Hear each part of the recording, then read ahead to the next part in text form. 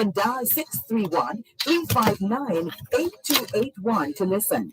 And if you're in the UK and you wish to dial a number to listen to Power 106 FM, you can call 0330-606-0953. You can watch both sides of the story live on the Dervan Malcolm Facebook page. Follow us on Twitter and Instagram at Both Sides 106. Email bothsides106@live.com.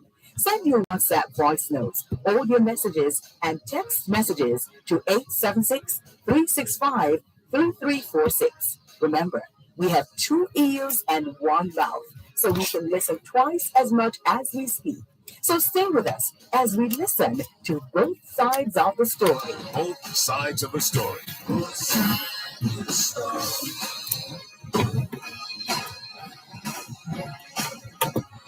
Both sides of the story.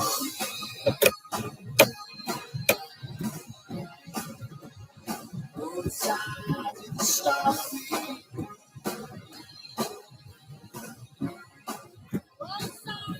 Both sides of the story. We always need to hear both sides of the story.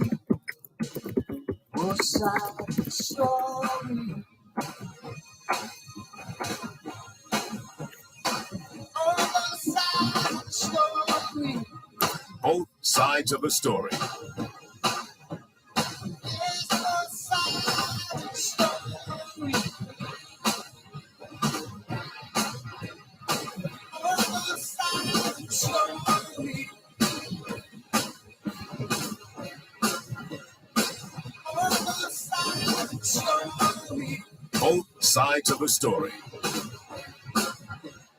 Both sides of the story. Both sides of the story.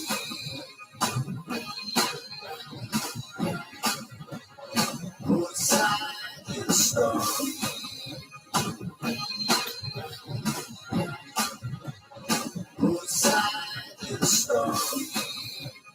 sides of the story. Both sides of the story. Both sides of the story. Both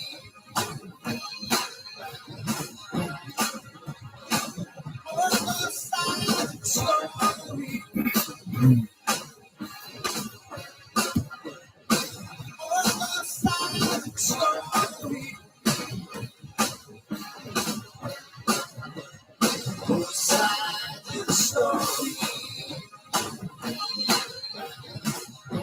sides of the story. Both sides of the story.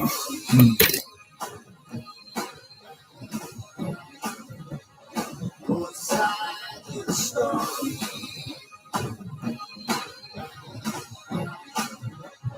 Both sides of the story.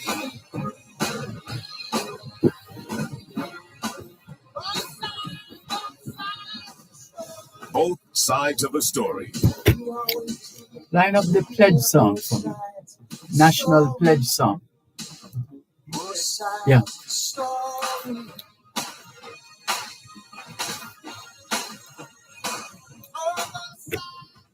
Knowledge is power.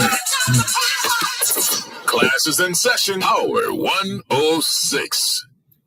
Before God and all mankind, I pledge the love and loyalty of my heart, the wisdom and courage of my mind, the strength and vigor of my body, in the service of my fellow citizens.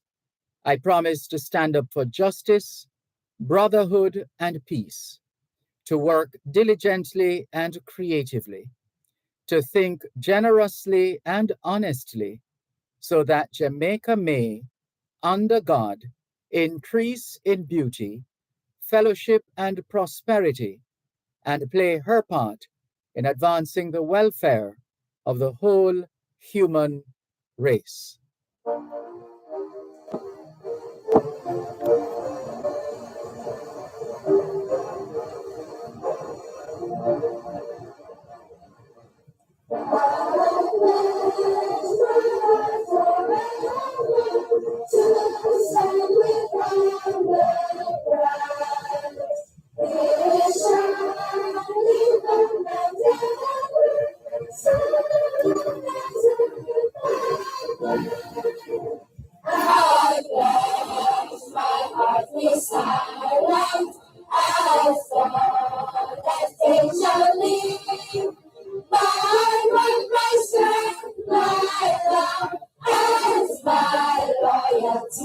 to give. Oh, bring out of the evenings, come make us strong and free. Oh, God, and all your promises, oh, sent to me. I pledge my heart with silence as God it shall lead. My one, my strength, my love, as my loyalty to give. Oh, green out of the evenings, God make us strong and free. Oh, God, and loyal promises, oh,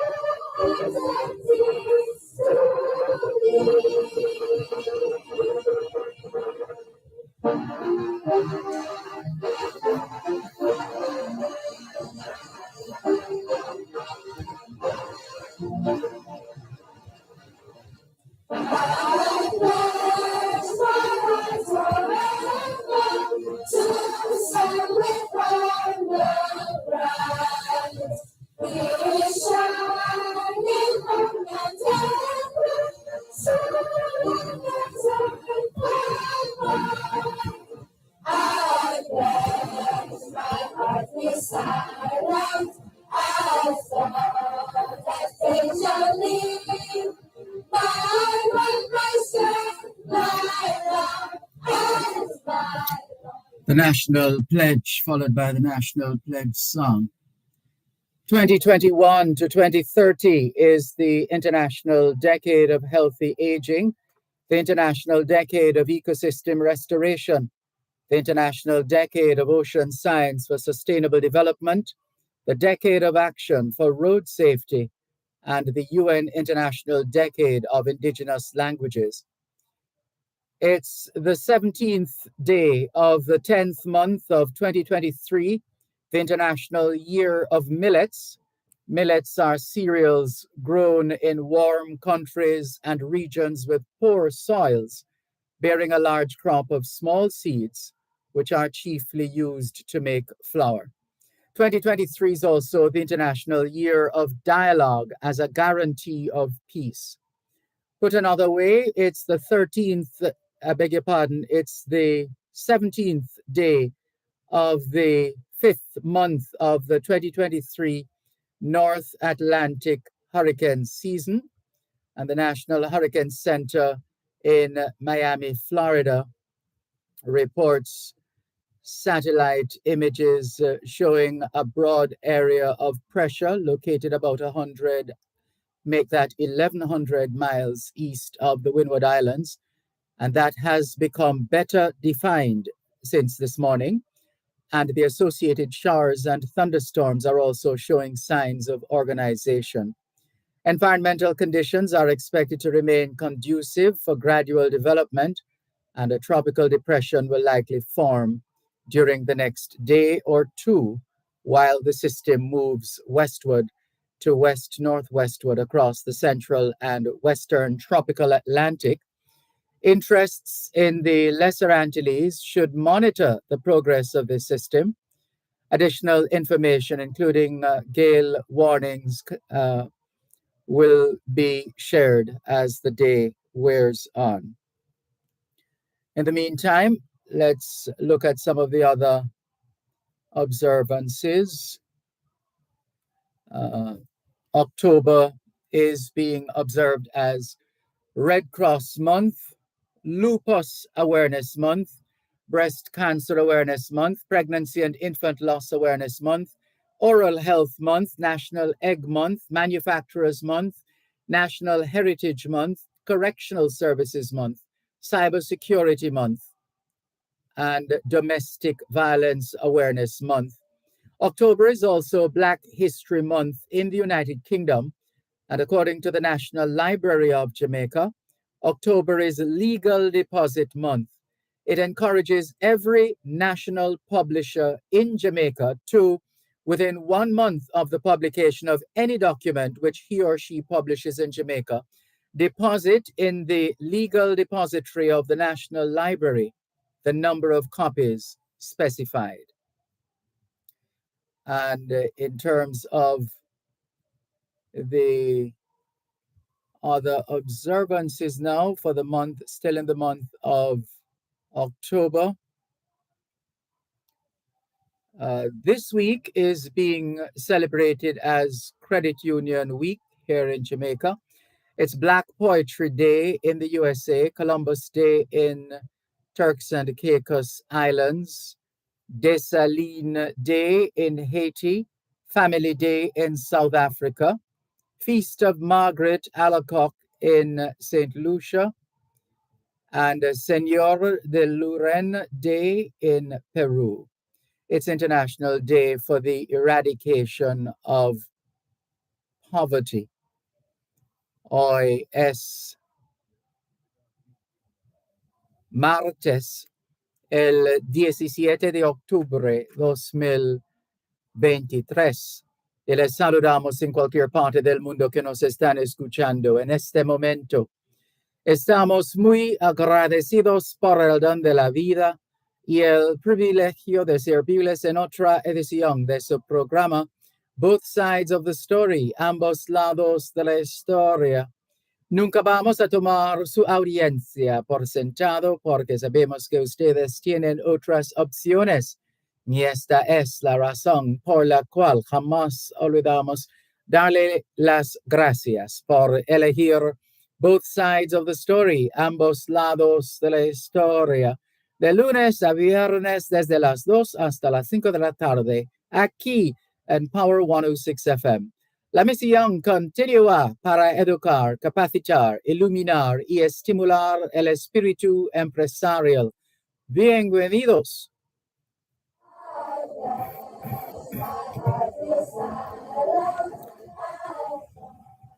C'est mardi le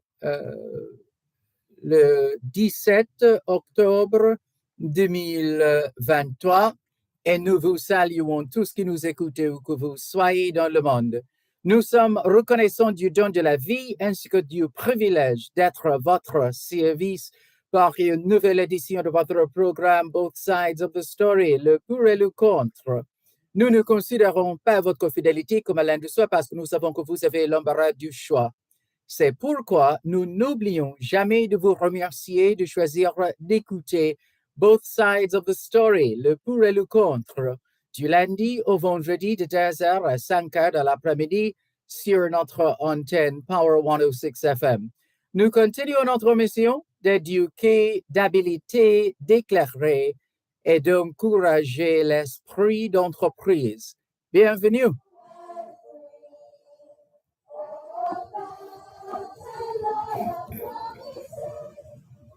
You're listening to Power 106 FM. The time is now 2:15. Harold, do you have a minute? I need your help with something. what up now? I'm filling out this form from the company's office, and there's a section about beneficial ownership, but I don't even know what that means. Well, a beneficial owner is anybody that owns or controls a company. That could be anyone, a shareholder, director, and manager of the company. The company's office also needs to know the identity of all these people, including their occupation, nationality, date of birth, current address, and a copy of their ID. Okay, I think I understand now. One more thing. Remember, company's office needs this information when you're starting a company, filing annual returns, or making changes to the beneficial owners. They're also going to need you to maintain a record of these persons. For more information, visit orcjamaica.com and bohubjamaica.com. Yes. Just a moment. I need to mute my microphone. One moment, please.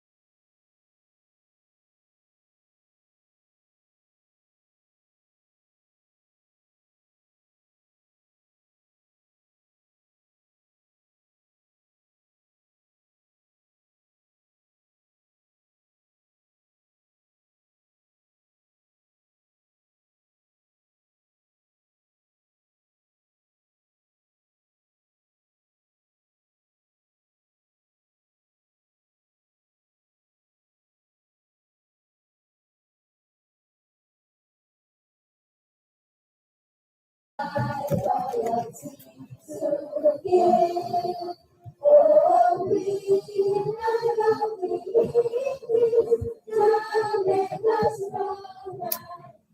we're saying is it's Tuesday, the 17th of October, 2023, and we greet you well, wherever in the world you are listening to us right here on your program, Both Sides of the Story, here on Power 106 FM. We remain eternally grateful for the gift of life and the privilege to serve you on yet another edition of your program, Both Sides of the Story. We don't ever take your listenership for granted because we know you have choices. And that's why we never ever forget to remember to say thanks for choosing to listen to Both Sides of the Story, Monday to Friday, 2 to 5, right here on Power 106 FM. The mission continues to educate, empower, enlighten, and encourage entrepreneurship. Welcome.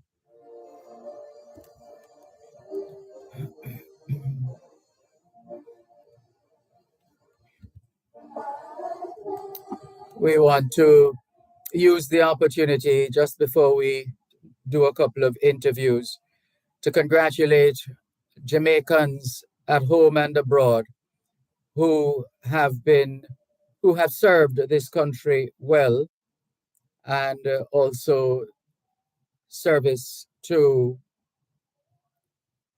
other countries, but doing so selflessly and in a most dignified way. And so we salute and celebrate all those who were accorded honors and awards at King's House yesterday. All the very best. And among them, of course, members of the Jamaican diaspora.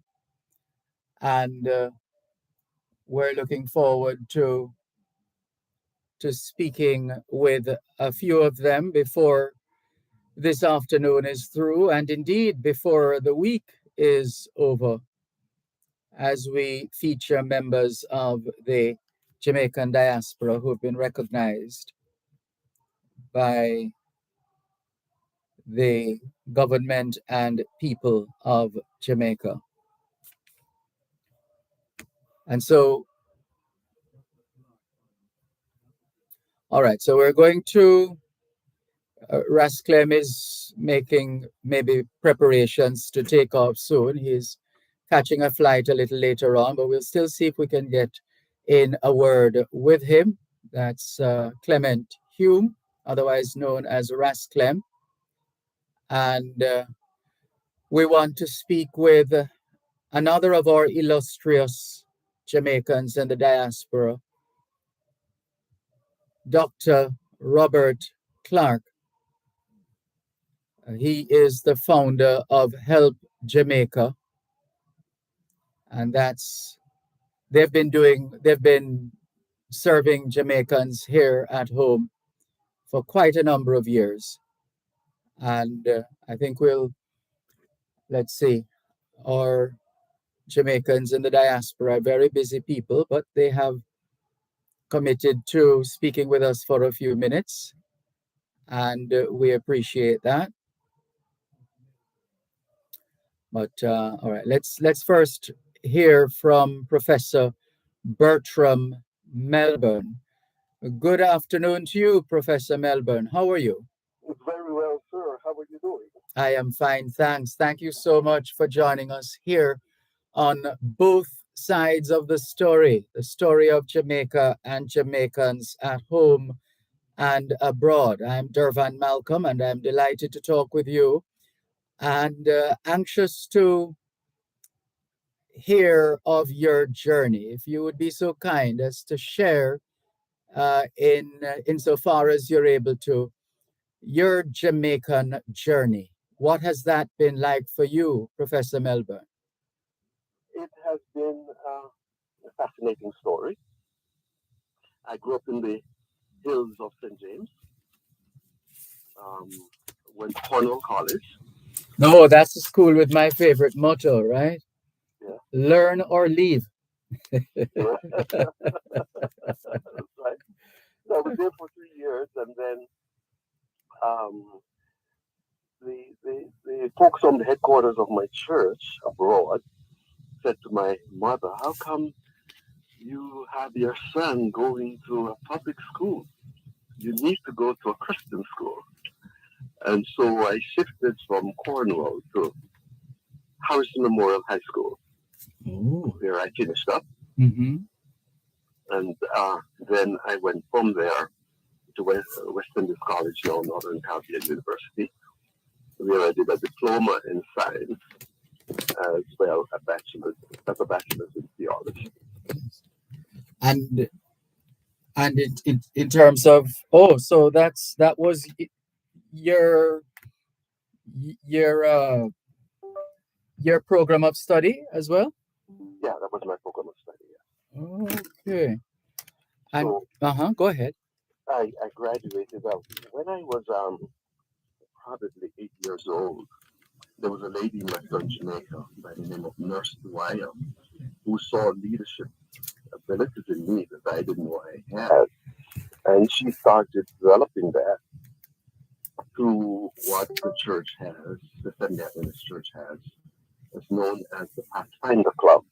And it was interesting yesterday at King's House to see some of the Pathfinders I saw costumes. them, yes. Yeah, and to see one of their leaders also being awarded. Yes, true. That was something. Yeah, so Mhm. that prepared me for leadership. So when I got to Northern Caribbean University, I led out in a Pathfinder Club with young people and had some fascinating experiences. One, leading up to Christmas, I took the Pathfinders out. They collected cans of food from individuals and from people in the community who were in need. Mhm. And we gave them milk and, the other canned stuff and stuff that we had collected. And I'll never forget one woman holding up a can of milk to the heavens and thanking God. Mhm. She had prayed for milk that morning and the milk came. Wow. That had an impact on me and it had an impact on the young Pathfinders as well.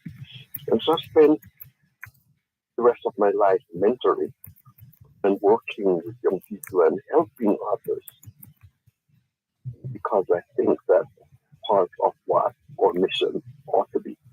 Mhm.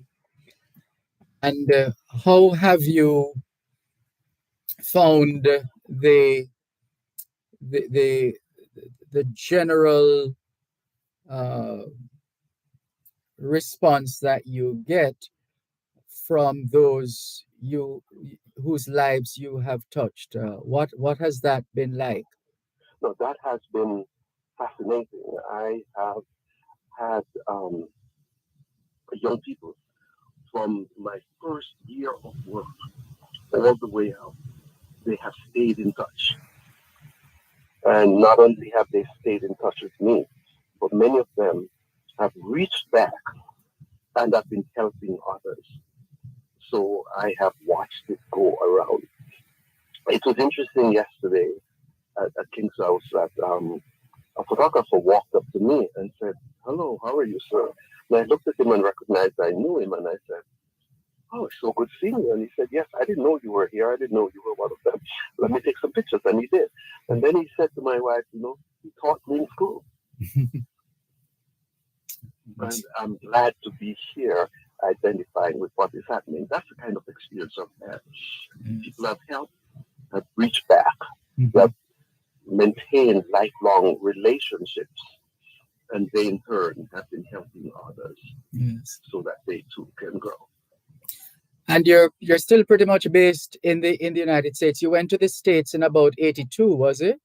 Yeah, I went to the States in 82, went to Michigan where I studied, and then since 1985, I've been in the Washington, D.C. area. And I've actually done work with the Jamaican Embassy for the last 33 years. Oh, wow. I didn't realize that. Yeah. Mhm. Mm.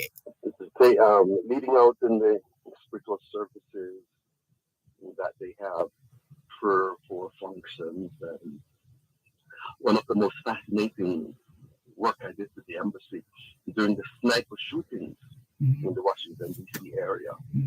I accompanied Ambassador Johnson to visit some of the homes of the victims and to, bring, whether it was comfort to the relatives who had experienced that traumatic experience. Must have been quite something. Yeah. Goodness. What do you regard as your, up to this point, your greatest achievement? Wow. I think for me, being able to, let me say it this way.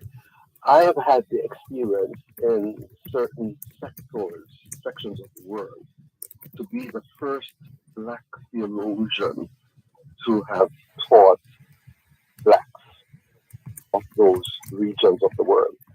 And I found that to be exceptionally a great experience for me. Because when I see these individuals and I see how fascinating it was for them being taught by another Black for the first time, it was uplifting and encouraging. And in terms of that moment, I mean, can you describe the feeling of being honored by the land of your birth? Well, that also features high among my accomplishments I have seen. As I said to a reporter earlier today, I was taught to brighten the corner where I am. And I've spent my life trying to brighten corners and to help others. But to see that this was being observed by others and to be acknowledged by my country for doing this, especially in the diaspora, also means a lot for me. Well, it's an accomplishment of life. Well, we want to join Jamaicans at home and abroad in congratulating you on your sterling achievements. And we know you have a lot more to give, and we look forward to the work that you will continue to do in service to Jamaica, Jamaicans and friends of Jamaica all over the world. Thank you so much. Congratulations and all the very best. Thank you so much. This is the second time on your program. Yes. I look forward to speaking again. Likewise. Thank you so much, Dervan. It's been a pleasure. Take care. Bye-bye. Listening You're there. listening to Power 106 FM. The time is now 2:31 on Power 106.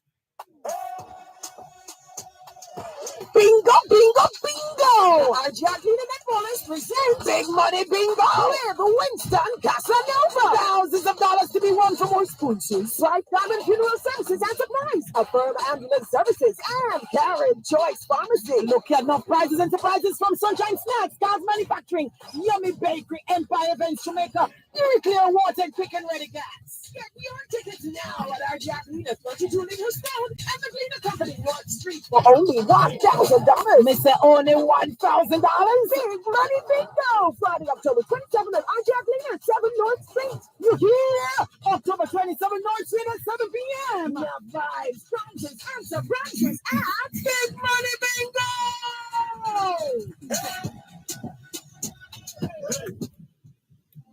Have somebody else? Who's next?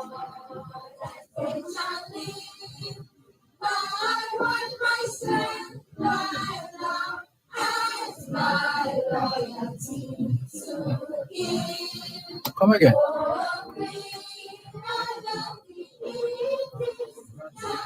Okay, so Dr. Clark first. No, we have to do them separate. You had said 3 o'clock for us, Clem. 3. Oh, you were saying you had 3. Okay. All right, so Dr. Clark is ready. All right.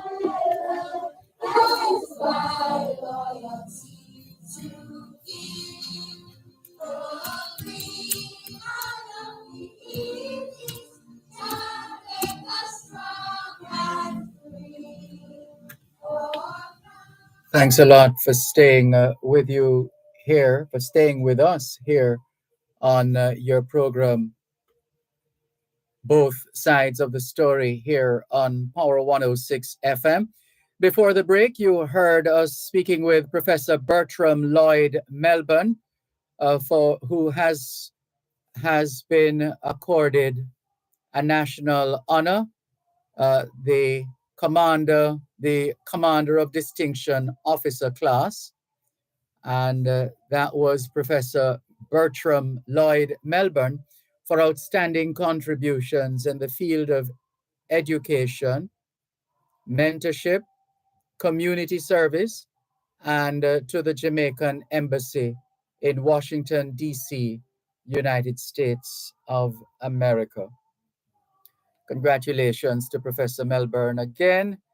And we want to always also acknowledge in a very special way another outstanding Jamaican in the diaspora who was recognized on the occasion of the National Honors and Awards ceremony at King's House, and that's Dr. Robert A. Clark for his contribution in the field of medicine and philanthropy. And Dr. Clark joins us now. Good afternoon, Dr. Clark. How are you? Dr. Robert A. Clark, are you there? Hello? Can you hear me? Hello. There you are. We hope you are not conducting some or administering some kind of treatment while we're trying to talk with you. No, not at all, sir, not at all. Yes. I am here, listening to you and the other gentleman's interview and found it quite fascinating and interesting. And congratulations from me to him and the whole Help Jamaica Medical Mission team. Absolutely. We join you in conveying congratulatory messages at this time. And you too have quite a story to tell, don't you? What has your Jamaican journey been like?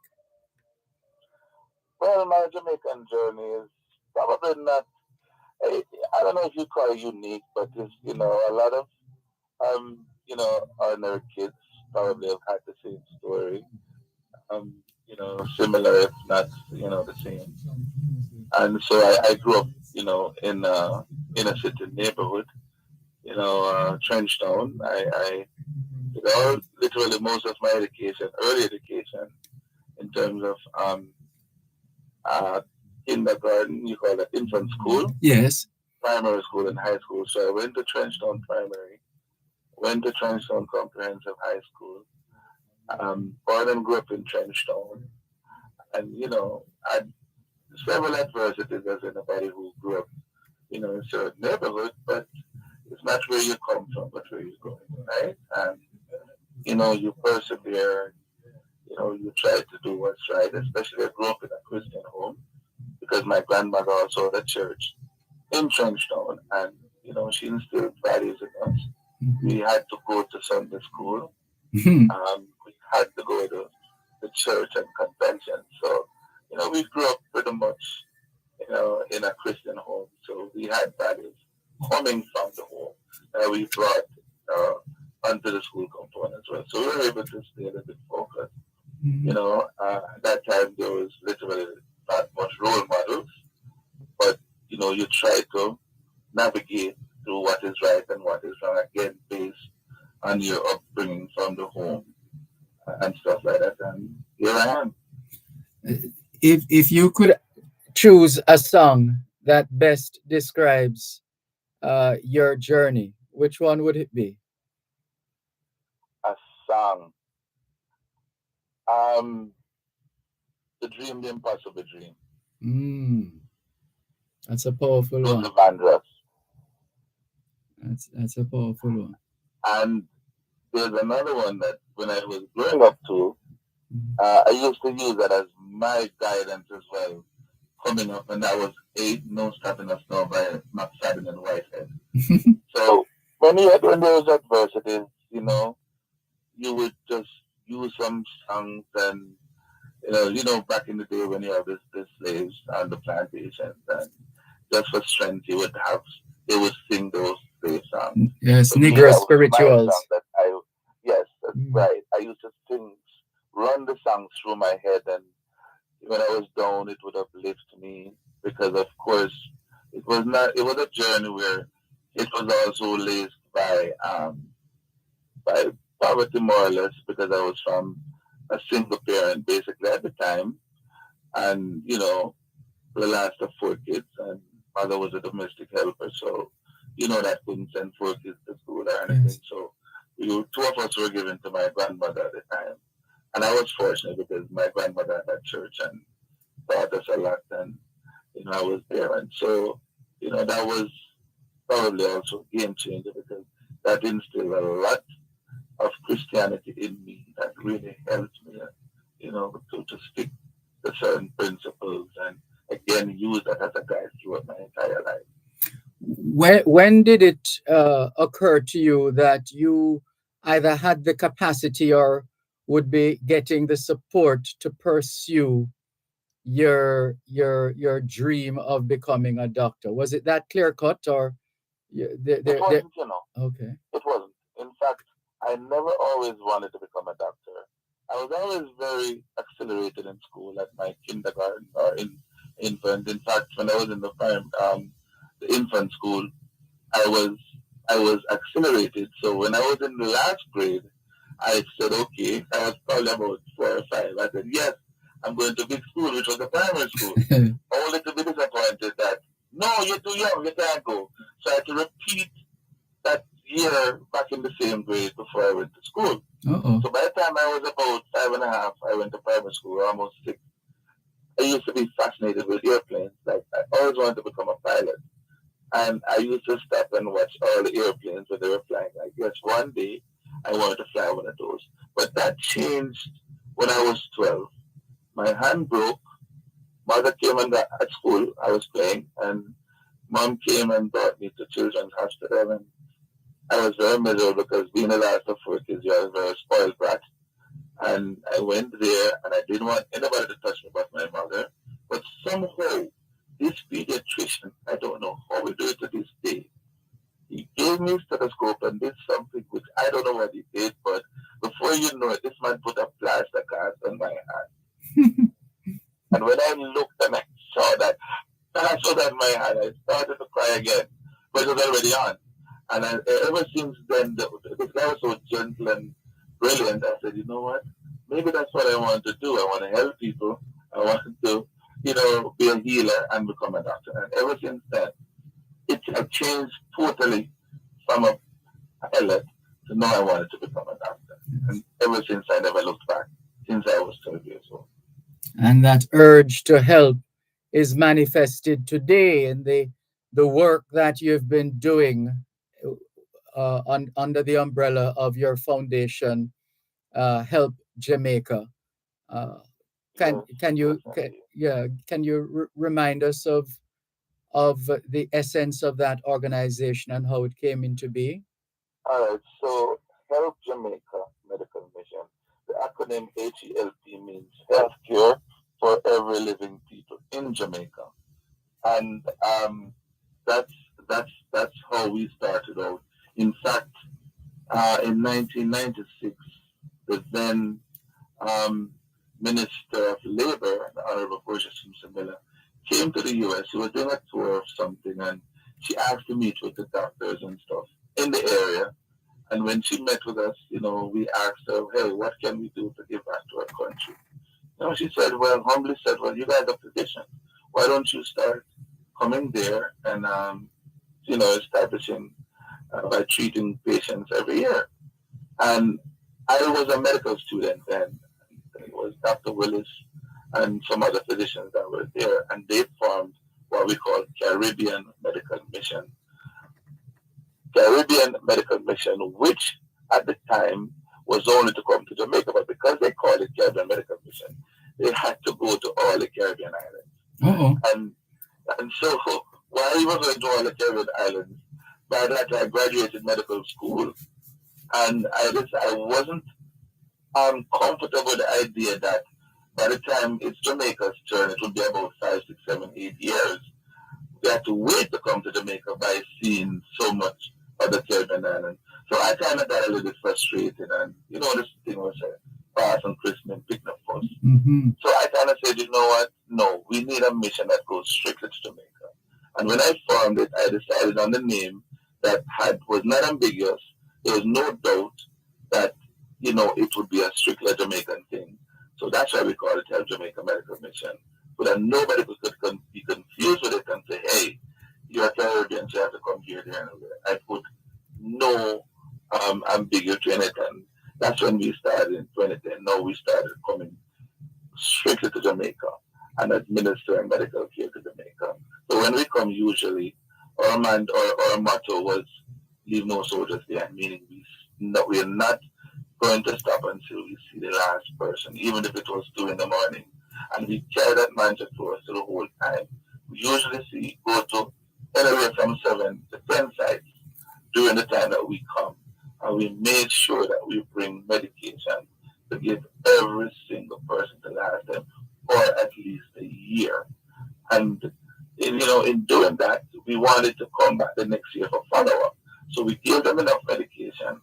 So when we come the second year, it was just in time to replenish whatever they had, see how it works, even though we always tell them, look, don't wait on us if anything goes bad. Go to your local clinic or your local doctor, your local hospital.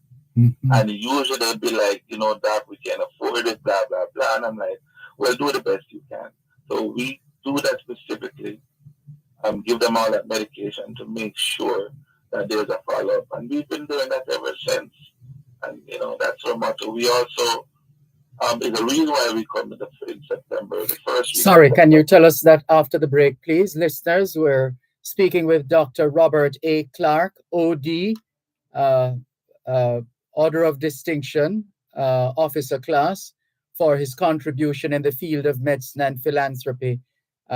He is in the cohort of recipients for the National Honors and Awards 2023. You're listening to Power 106 FM. The time is now 2:45. Welcome to the new dimension in eye care, the Optical Zone, offering exceptionally comfortable eyewear. We do prescriptions and do eye examinations. This complete optical store is conveniently located at Shop 14, York Plaza, Halfway Tree. Telephone 929-8656. The Optical Zone, providing vision for life.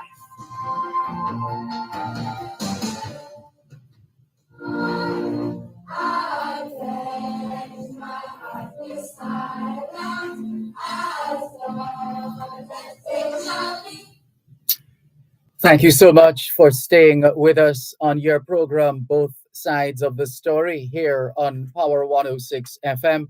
The story of Jamaica and Jamaicans at home and abroad. We're featuring some of the recipients, in particular, some members of the Jamaican diaspora who have been recognized and, in fact, were recognized yesterday at the National Honors and Awards ceremony on the lawns of King's House in St. Andrew, Jamaica. And we've been recognizing over the last few minutes Dr. Robert A. Clark, OD, that's a member of the Order of Distinction Officer Class, for his contribution in the field of medicine and philanthropy. And you were saying, Dr. Clark, there was a particular reason. There was a method in the madness, in a manner of speaking, as far as September is concerned, as the month in which you would carry out your medical mission. Yes, so because we usually go to the really mainly underserved areas, we always were bombarded by a lot of student physicals by family members trying, to do physicals on their kids because they couldn't go to a doctor and go for it. And so what we did then, we said, okay, let's make sure we stay in September. So by that time we come, we would do as much physicals for these people as we can, at no cost, right? Um, Total physical, we did eye exams, we did physical exams, we made sure that their immunizations were up to date and all of that. So it was not part of the family. So, we do like a real, like scores, hundreds of these physicals per year when we come down, free of cost, for all those involved. Yes. And what, surely you've had tons of experiences interacting with patients in these medical missions over the year or over the years. Uh, have there been particular moments and experiences that have stayed with you to this day that you always cherish whenever you are in a mood for reflection? There's several, there's a lot. Oh my goodness.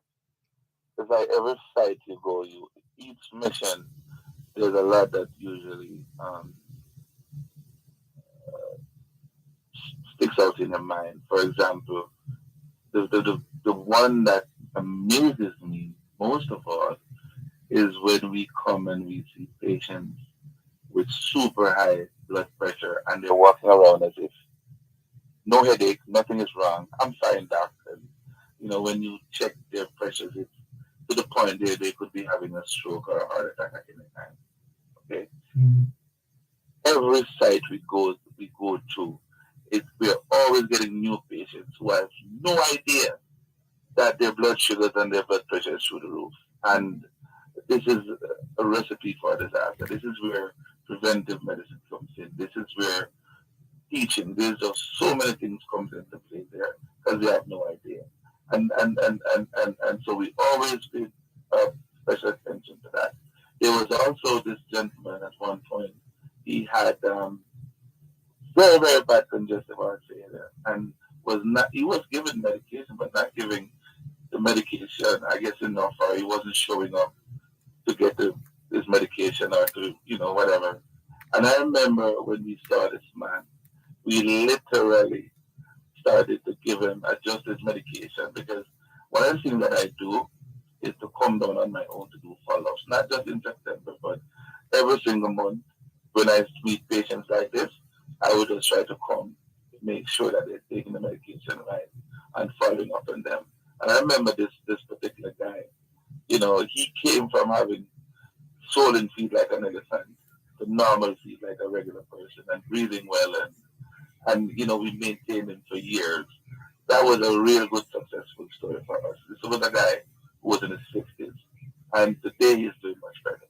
Then there was when we give out eyeglasses again, most of these people they cannot see well.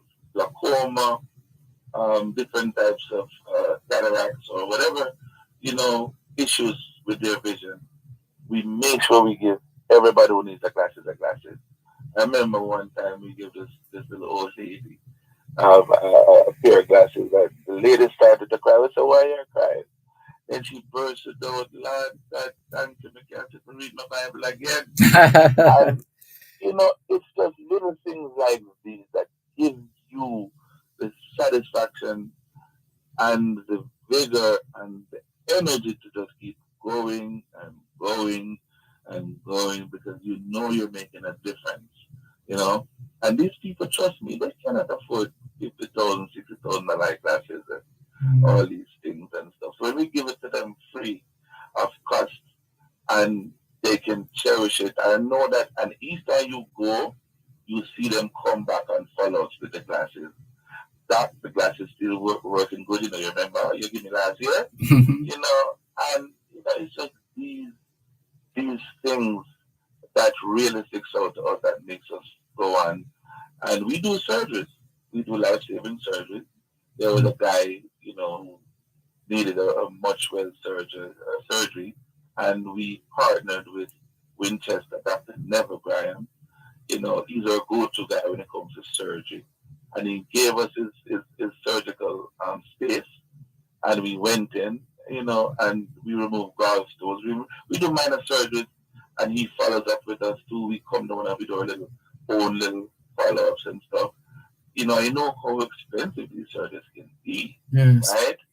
So we come and we also do these little surgeries as well. One of the other things that is known for me, is known for that me saying, is we were reading years ago of students who were collapsing on the field and whatever Yes. reason and stuff. So I decided that my mission will take that up. So each time we come, we want to go in a high school and check out all the athletes, make sure that they have no content of heart defects, and in doing so, we're trying to also donate a defibrillator to every school that we go into.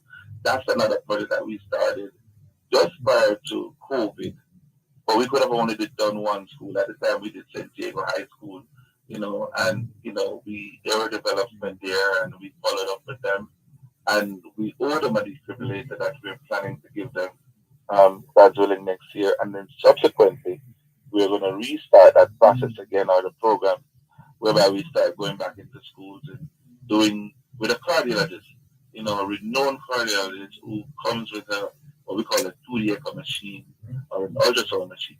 And we check for defects and print out a report. And if there's need to be follow up, we do it and, take it from there. We will donate defibrillators to all the schools that we are going to go in.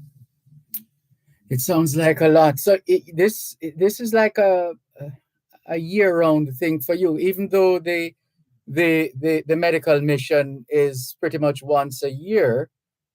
I get the impression that you have to do work, and you do work right through the year, outside of Absolutely. your own practice. I mean, in terms of, Absolutely. yes. Absolutely, Dervan. That is something that it's like I have an itchy trigger finger, if for want of a better term. Like if I'm not seeing patients to treat them, I get jittery. Like I always want to do this. It's just a weird feeling. I don't know how to explain it, but this is something that I really enjoy doing. And coming back for follow-ups on a monthly basis is something that I look forward to. Um, I might not can see everybody, but at least a few that I can make an impact on and to do follow-ups. Mm. It's something that I look forward to doing. And your impact has been such that, well, from what I've seen, heard, read, and experienced, because I've attended functions where you're recognized as well, there there is people feel this need, this urge to say, hey, look, we should do something in recognition of Dr. Clark's outstanding contribution, etc. And it happens, and it has happened, and it's still happening, and that people people are prepared to go the extra mile to honor, to recognize, to celebrate people like you, Dr. Clark, in the work that you continue to do. How does that make you feel?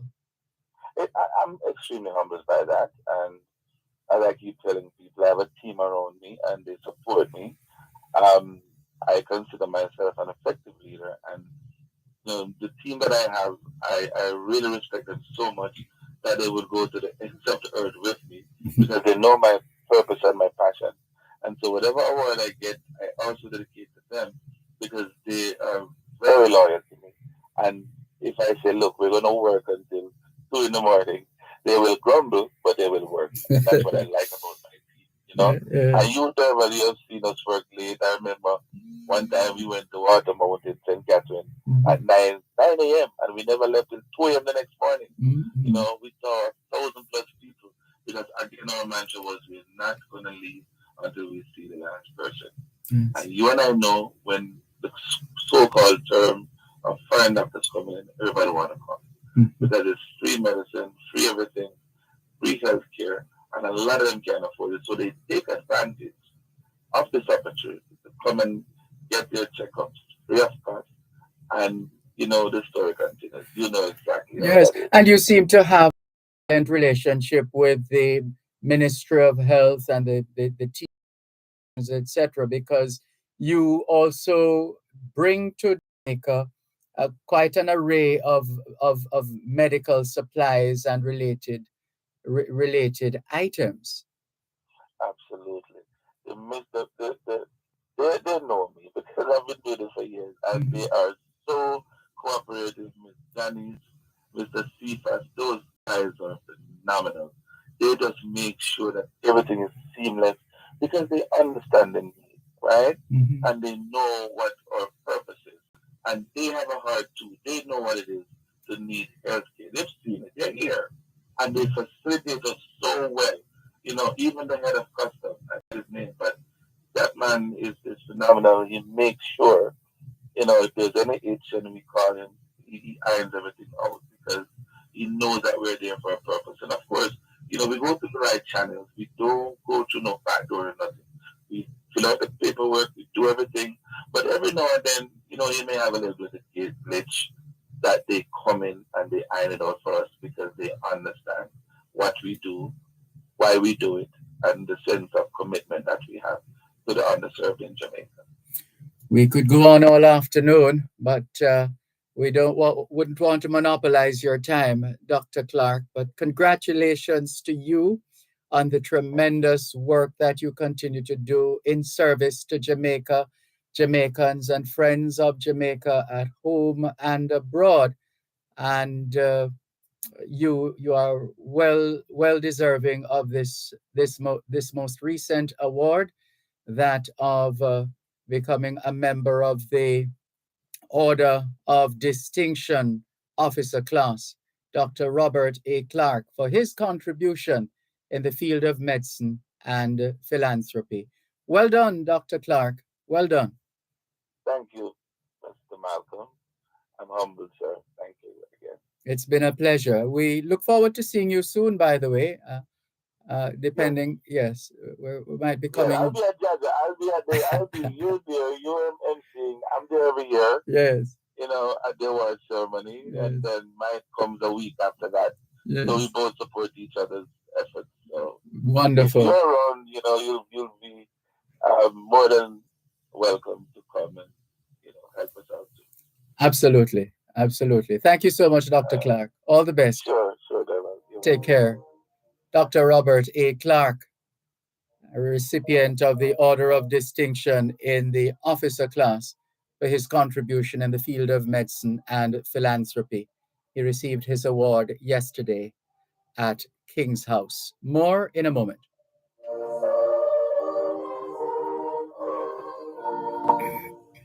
Contractors, developers, and small builders. Contact Coast to Coast Group of Companies for high quality concrete products. The time by Coast to Coast Group of Companies is 301 on Power 106. The Auto World. It's the only program on Jamaican radio dedicated to the world of automobile. It's the Auto World with Shelley and McLagan. Get news and reviews relating to vehicles and automotive technology. Learn the ins and outs of mechanical operation. Find out about the various stakeholders in the local and international automotive sectors. From auto finance to road safety to motorcycles, the Auto World is your one-stop shop for everything auto. That's the Auto World with Shelley and McLagan. Weekdays at 5:15 p.m. on Power 106 FM and the Power 106 FM app.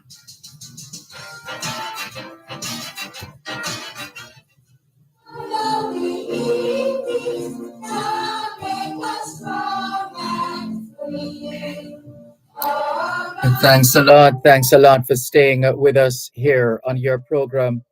Both sides of the story, Power 106 FM, still streaming live on the Gleaners website, go-jamaica.com. Good afternoon to Sophia Nemard in Newell, St. Elizabeth. Welcome. Inez Ayona Campbell, Bridgeport, Connecticut, saying good afternoon, Mr. Dervan and viewers. To you too, Inez. Natalie Winter says, like your colors. Thank you very much, Natalie Winter. She says, hey, Dervan, how was your holiday break? Well, it's usually enjoyable. We usually make the most of it. Doreen Joan Wright says, good afternoon. Been following you, brave. A great day. Indeed. And Anne-Marie P. Ramsey, good afternoon to you as well. Thank you very much for tuning in. Cherry Henry says, good afternoon, Dervan and listeners. Have a great afternoon. Same to you, Cherry Henry. Velta Wilson in St. Thomas says, good afternoon, Mr. Malcolm and faithful listeners. To you too, Velta Wilson. Faye Weller is greeting us as well. Good afternoon, Faye Weller. Ricardo in Glengoff, St. Catherine.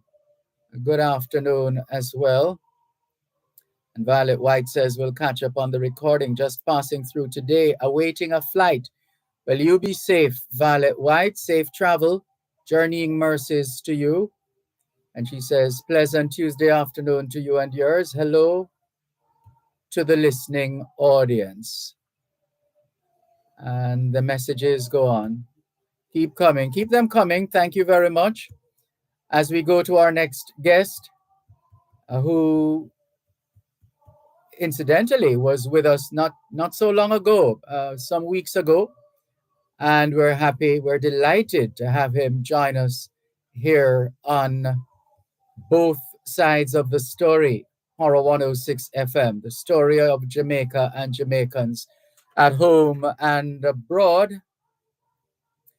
Now, he is famously referred to as Ras Clem, popularly known as Ras Clem, but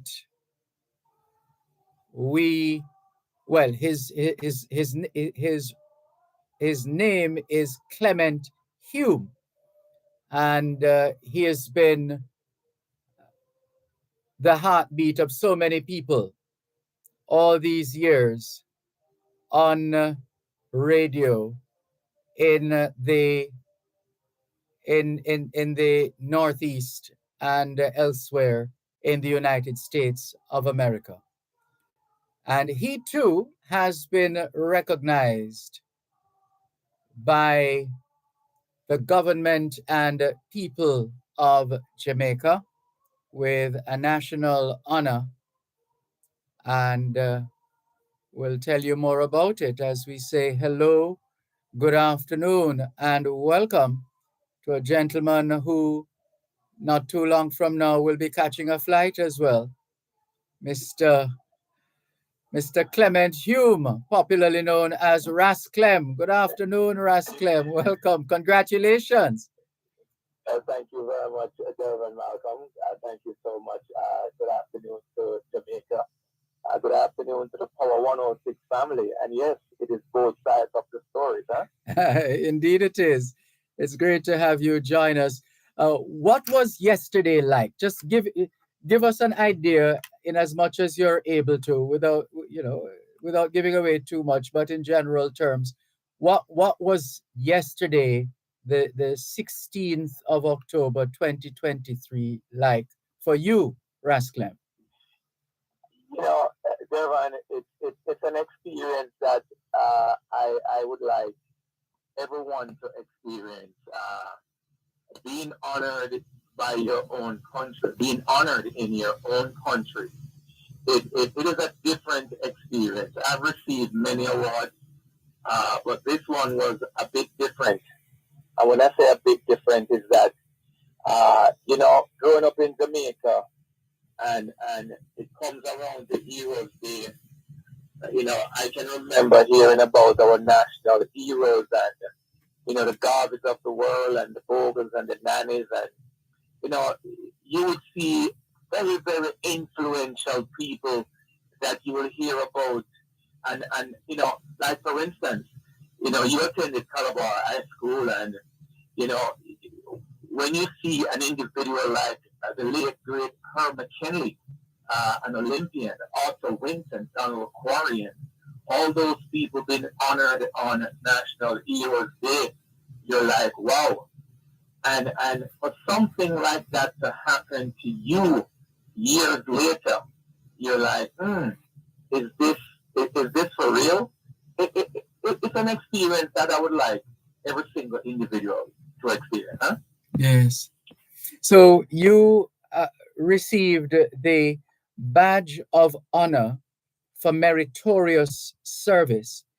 You've been serving people for most of your life. It's been your life, hasn't it? Can you walk us through that journey? It's also amazing. Before I came on, you were talking with Dr. Robert Clark, Yes. who was also honored yesterday from the Help Jamaica Medical Mission, and talk about helping and assisting people. Dr. Robert Clark's mission is one of those missions that we would regularly engage on Dervan Radio. You also mentioned the Jaja Foundation event that you'll be coming up to in a week or two to be the master of ceremony. And they recently sent an ambulance to Jamaica. And those are the Jaja Foundation, Dr. Trevor Dixon and his team is also one of the medical missions that we have engaged over the years to expose them, to help them to raise funds and get the word out there, what they're doing, what they have been doing. And, in today's world, when we look at transparency, that is what we need. We have to be transparent in what we do. So we use our radio platform to make sure that when these missions are held, we engage the mission before they get to Jamaica, and once they come back to Jamaica, we will engage them when they come back to the United States, so they can tell folks what they have done and present the evidence. And missions after missions, OID, the Afri Foundation, the American Foundation for the University of the West Indies, American Friends of Jamaica, countless schools, Desmond Malcolm. And this is a time of the year that they're having their events, and I will use Groovin Radio to ensure that the wider Caribbean diaspora will hear about their event and ask them and encourage them to be a part of these events. And over the years, when you talk to folks like Dr. Dixon or Dr. Roy Street from the Organization for International Development, they will tell you how much money that we were able to help them, to assist them to raise through Groovin Radio, so the mission can be a successful mission. So, hence, that is just a snippet of some of the work that we have done over the years. Huh? Yes. Have you pretty much been doing radio all of your life, Rasclem? We started out doing television, Caribbean Lifestyle TV. My other half, Andrew Bullins, and our partner, a friend, Anthony Turner. Years ago, we came up with this grand idea. Well, they came up with this grand idea that we should do a television program, and we should highlight the movers and shakers of the community that no one was really talking about. We sent a pilot into CIN TV, and the owner, Mr. Stephen Hill, says, there's a whole Jamaican saying, he said, we don't come again. So we wheeled, and we came again.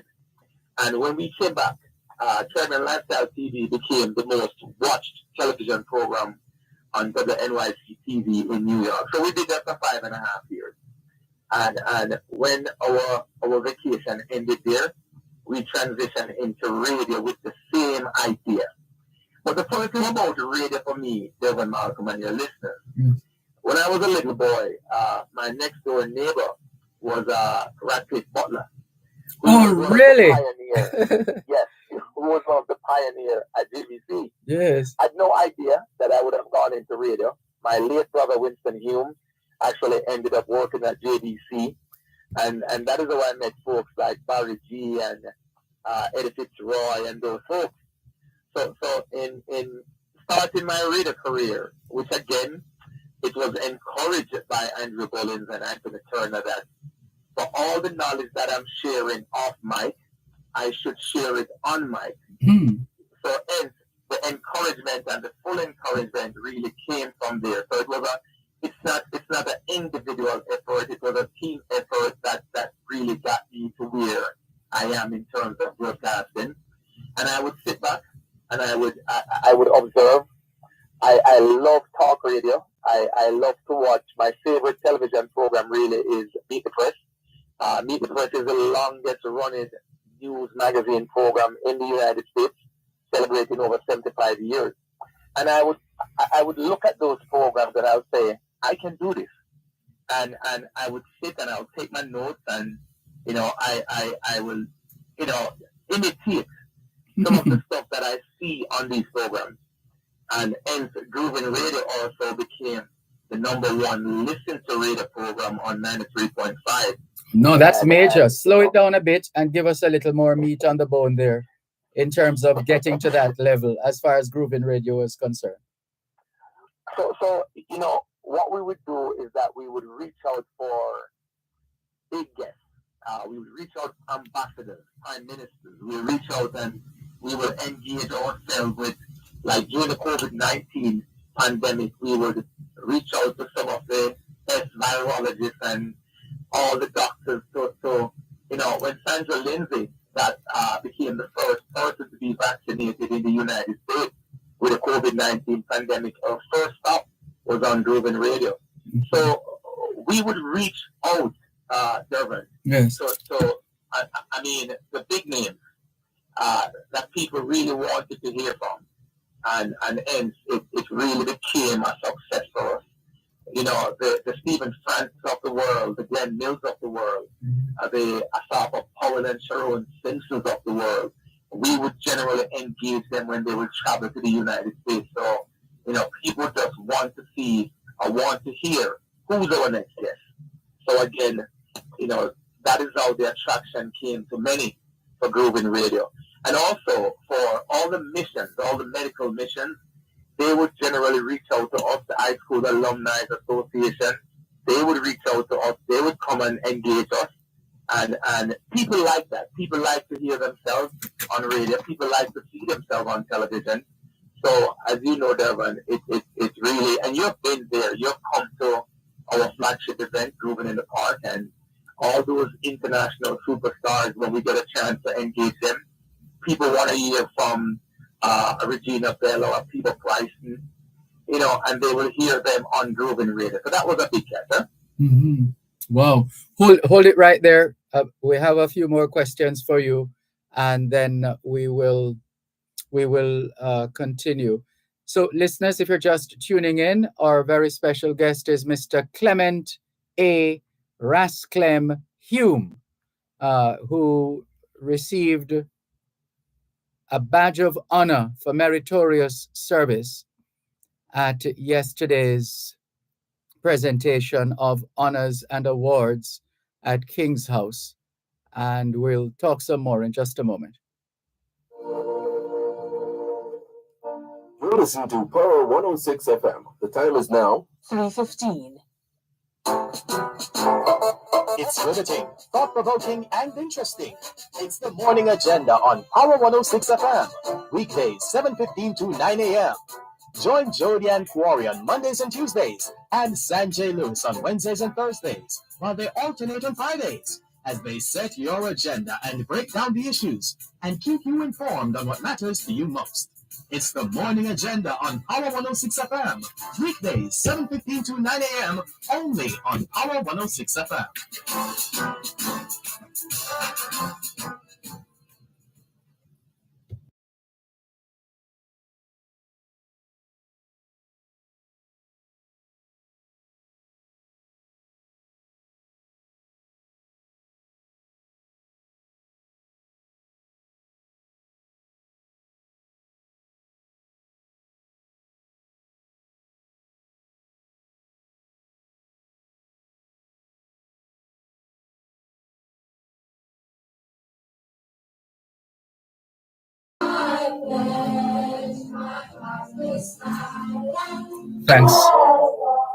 Thanks a lot for staying with us here on your program, Both Sides of the Story, Power 106 FM, the story of Jamaica and Jamaicans at home and abroad, as we welcome someone called Nano Sense, Mr. Malcolm, and Asher Ash. No, nothing is wrong with the app, actually. All I did was to mute the microphone. That's what happened. Asher Ash says, good afternoon, Mr. Dervan. Just tuning in from England. Welcome, Asher Ash. And hello to all the other Jamaicans in the UK tuned in to both sides of the story here on Power 106 FM. We've been featuring Jamaicans who have been recognized, saluted, and celebrated in the National Honors and Awards ceremony at King's House yesterday. Among them, our current guest, Mr. Clement A. Rasclem Hume, for service to the Jamaica diaspora in the United States of America. And he is the recipient of the Badge of Honor for Meritorious Service. So, Rasclem, can you talk a bit then about we did have that conversation some weeks ago when the network of choice, Groovin Radio 93.5, came to a close in terms of being available for members of the media in the diaspora like Rasclem. And so there, everybody's wondering now what's going to happen, because there's now a void in the community as far as media is concerned. Have you been able to arrive at any potential possibilities yet, or still coming to grips with what has happened? Thank you very much again, Dervan. It is looking very good. We should have some results by the end of this month. But before I even go any further, sure. Let me commend you, Dervan Malcolm, and your team at both sides of the stories there to do these interviews with members of the diaspora. Because what I noticed yesterday is the media that was there yesterday, what they did was they reached out to the known Jamaicans who... Hello? Something has gone wrong with the connection. Let's see if we can fix that. Rasclem is one of the recipients of the Badge of Honor for Meritorious Service. Rasclem is a broadcaster based in the tri-state area, and he's been recognized for his service to the Jamaican diaspora in the United States of America. And we lost the connection with him just a while ago, and we're trying to reconnect just as he was about to give us his perspective on the National Honors and Awards, and wanting to speak of the importance of recognizing those who would not be readily recognized in that kind of setting. Yes, Rasclem, you can pick up where you left off just before the glitch with the technology. Go ahead, please. Yeah, sorry about that. Yeah, so what I was saying, Dervan, is I commend you for doing this, because what it is, is that Jamaicans here at home, a lot of the times, they don't get our side of the story. They don't get to hear what we have contributed to Jamaica and what we have been doing over the years to assist in many different ways.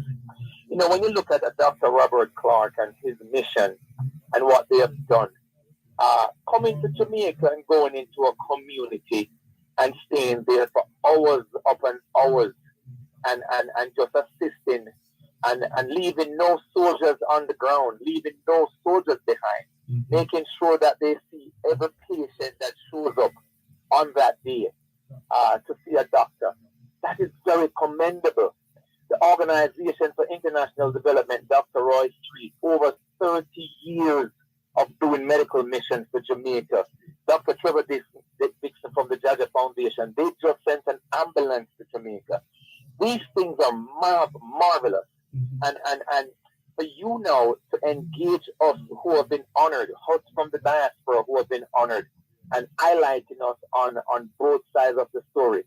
This is the real both sides of the stories, ladies and gentlemen, because you're hearing the Jamaica side and you're hearing from the diaspora side. And I must commend you. Going back to the whole radio thing, yes, by the end of the month we should be able to give our listeners some good news on where our next stop will be, and we cannot wait for that. So sometimes, Dervan, a little stumble in the road is not bad, because it is going to wake up a lot of people. So all the people now who are saying, "Oh boy, we have no Caribbean programming in the diaspora at this moment," it is something for them also now to recognize that they should be a part of what's happening, and they should come to the table and partner with us. They should ensure that if they have a business in the community and they want us to advertise their business, they should come to us. And I'm talking about big and small businesses. And if all goes well, I hope we will be turning a new chapter in our next journey in terms of journalism in the diaspora. Well, let's see. There's a saying that says a setback is a setup for a comeback. And it should be. Yes. And it should be. Yes. And it should be. So what a good way to put it, Mr. Dervan Malcolm. So I do hope that this setback is a real comeback. We're looking forward to that. And I thought you were going to spend some more time. I thought have you been to Helsha yet, and wherever else? I just came back from Port Royal. I just came back from Port Royal. I'm actually in front of the terminal now at the Norman Manley International Airport. Yes. But I was saying something yesterday. I was saying something earlier on in Dervan before we got cut off. Yes, go ahead. Hello? Oh, the line dropped. The quality of the call dropped again. Hello? All right, let's try to reconnect. Sorry about that. But indeed, we all have setbacks from time to time. And the positive way to look at these setbacks is to recognize that it is a potential setup for a comeback. A setback is a setup for a comeback. And that is already unfolding. And we look forward to telling that story when it ripens and sharing the information with our listeners at home and abroad.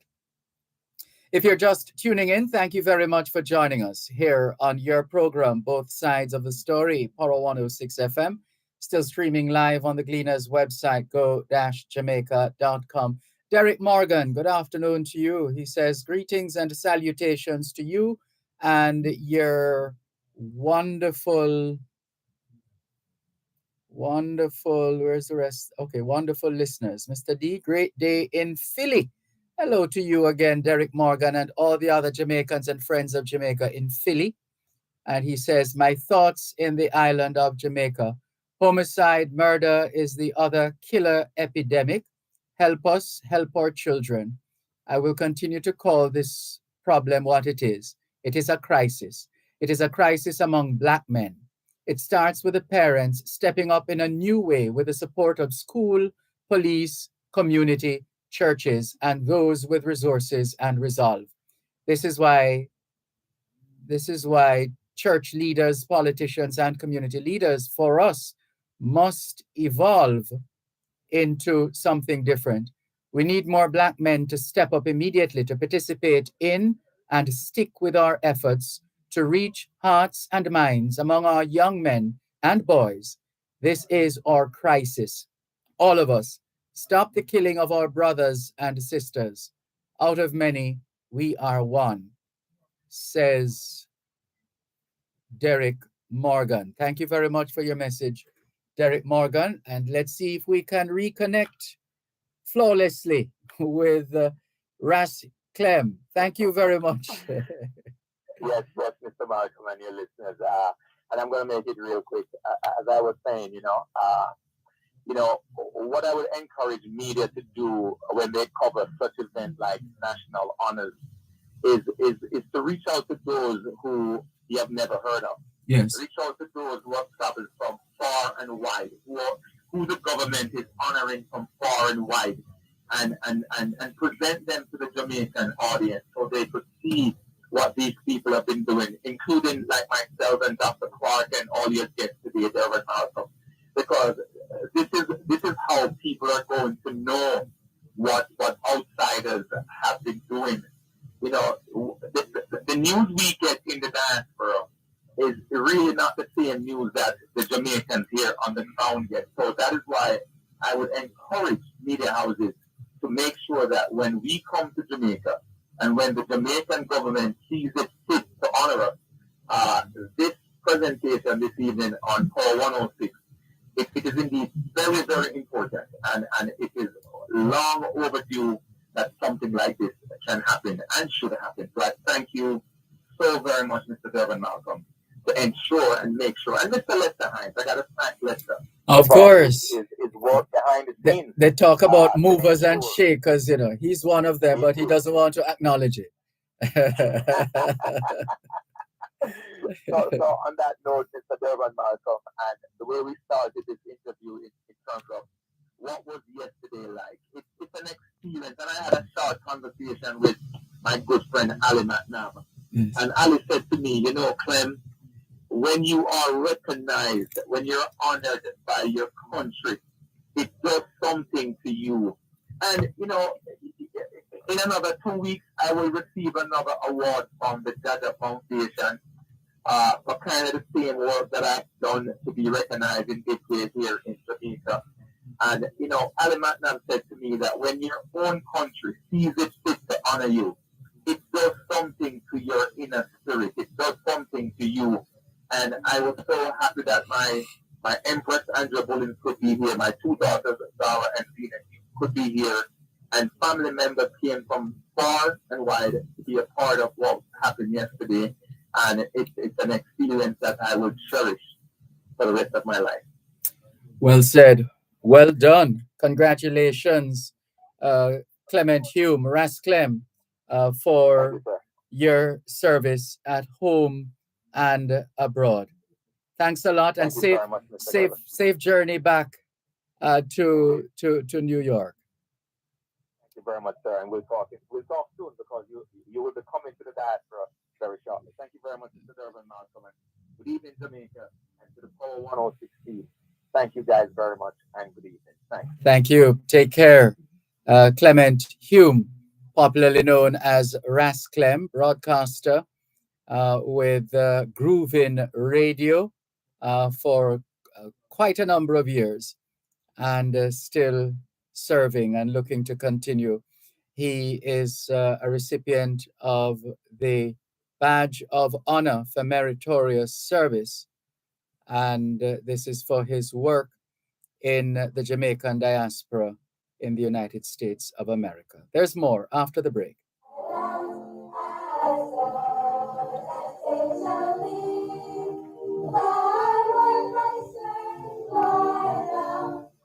Clearing personal, non-commercial shipments at the port? Avoid the wait. Request a contactless clearance through your agent today. It's more efficient. It's secure. The time by the Jamaica Customs Agency is 3:31 on Power 106.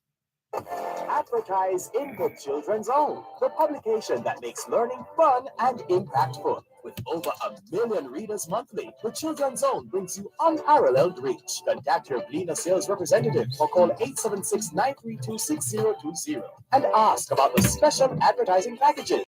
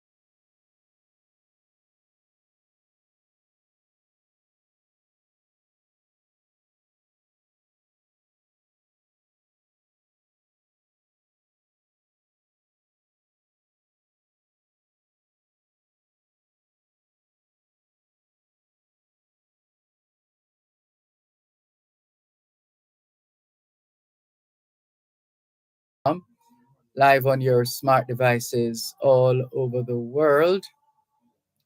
And some more messages coming in from Winifred Campbell. She says, "Good afternoon, Mr. Malcolm.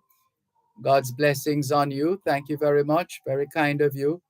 Derek Morgan says, "Just venting. I just lost a cousin in a drive-by shooting recently." Oh, we're sorry to hear that. We're terribly sorry to hear that, Derek Morgan. May you take courage in the quality of life that he has lived and his contribution. Also, Hubert Fowlin says, "Good afternoon to Mr. Dervan Malcolm, both sides of the story, and his listening audience." Thank you, Hubert Fowlin. Joan Richardson in Bermuda says, "Hello, Sir D. Congrats to Ras Clem and all the other National Heroes Day 2023 awardees, especially diaspora awardees. He made a great point, diasporans who make such great contribution to Jamaica, not being widely presented locally." And Derek Morgan says, "Thank you." We're coming up on a break right now. And so we're going to take that break in just a moment and come back with more here on the program, Both Sides of the Story, Paro 106 FM. More in a moment.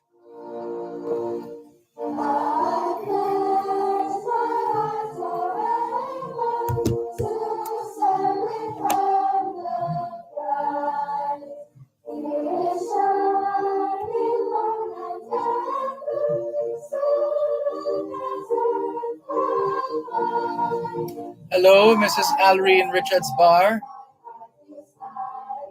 Hi, this is Dervan Malcolm from Paro 106 FM in Jamaica. How are you? I am fine, thanks. Congratulations on your national honor at King's House. Yes. So we've been featuring members of the diaspora this afternoon on both sides of the story here on Paro 106 FM. So we just wanted to know if you would be inclined to sharing a few minutes with us as we, sort of feature you and your work and transmit to our listeners and viewers at home and abroad. That's A Morning with the Minister every second and fourth Friday of every month during Farm. We have another 1 hour and 15 minutes to go.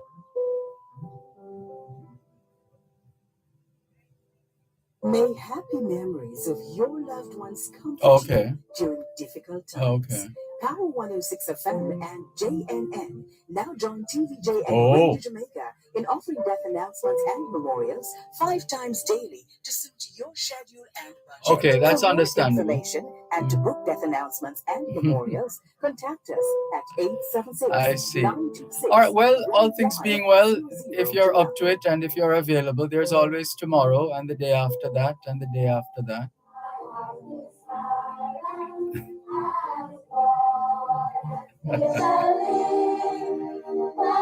Oh wow, that sounds exciting. All right, don't worry about it. Yes. Well, I go until 5 o'clock this afternoon or 6 o'clock your time. I go up until 6 o'clock your time this evening. And 876. Oh, I'll send it to you. No problem. No problem. All right. Thank you. Sure, you're welcome. Okay. Bye-bye.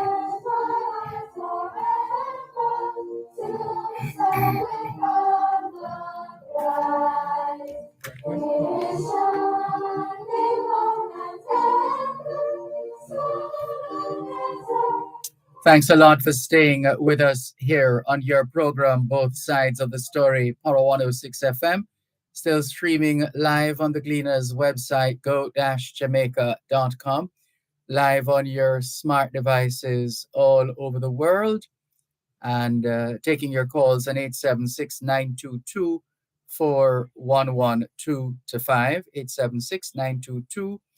876-922-4112-5. The text line, same as the WhatsApp number, which means you can not only send us your text messages, your WhatsApp messages, your voice notes, but you can call us on WhatsApp as well. And that number is 876 365 3346. 876 365 3346. And we were looking at the number of recipients of awards and honors over the weekend. And we thought we would go back to the very first one, I think it was. That was 19. Let's see if we can bring that up. 1960. Was it this one? Or are we looking at the wrong? Hold on. Let's see if we can bring this up. Yeah, it was the wrong one we were looking at. Let's take that off the screen and go to this one. And the year was, well, a couple of things. Yeah, this one, 1970. 27 Jamaicans were honored in the first list of Jamaican honors and awards other than that of National Hero, issued on October 17. Heading the list was the Honorable Robert Lightburn, Minister of Trade and Industry, who was given the Order of Jamaica, at the time, the third highest honor in the Jamaican list.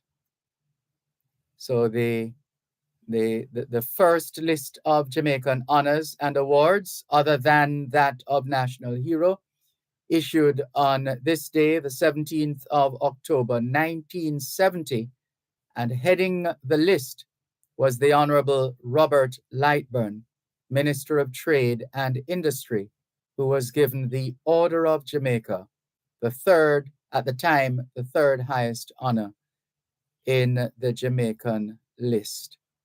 Just thought we would include that since we're in the middle of acknowledging members of the Jamaican family and the diaspora, home and abroad.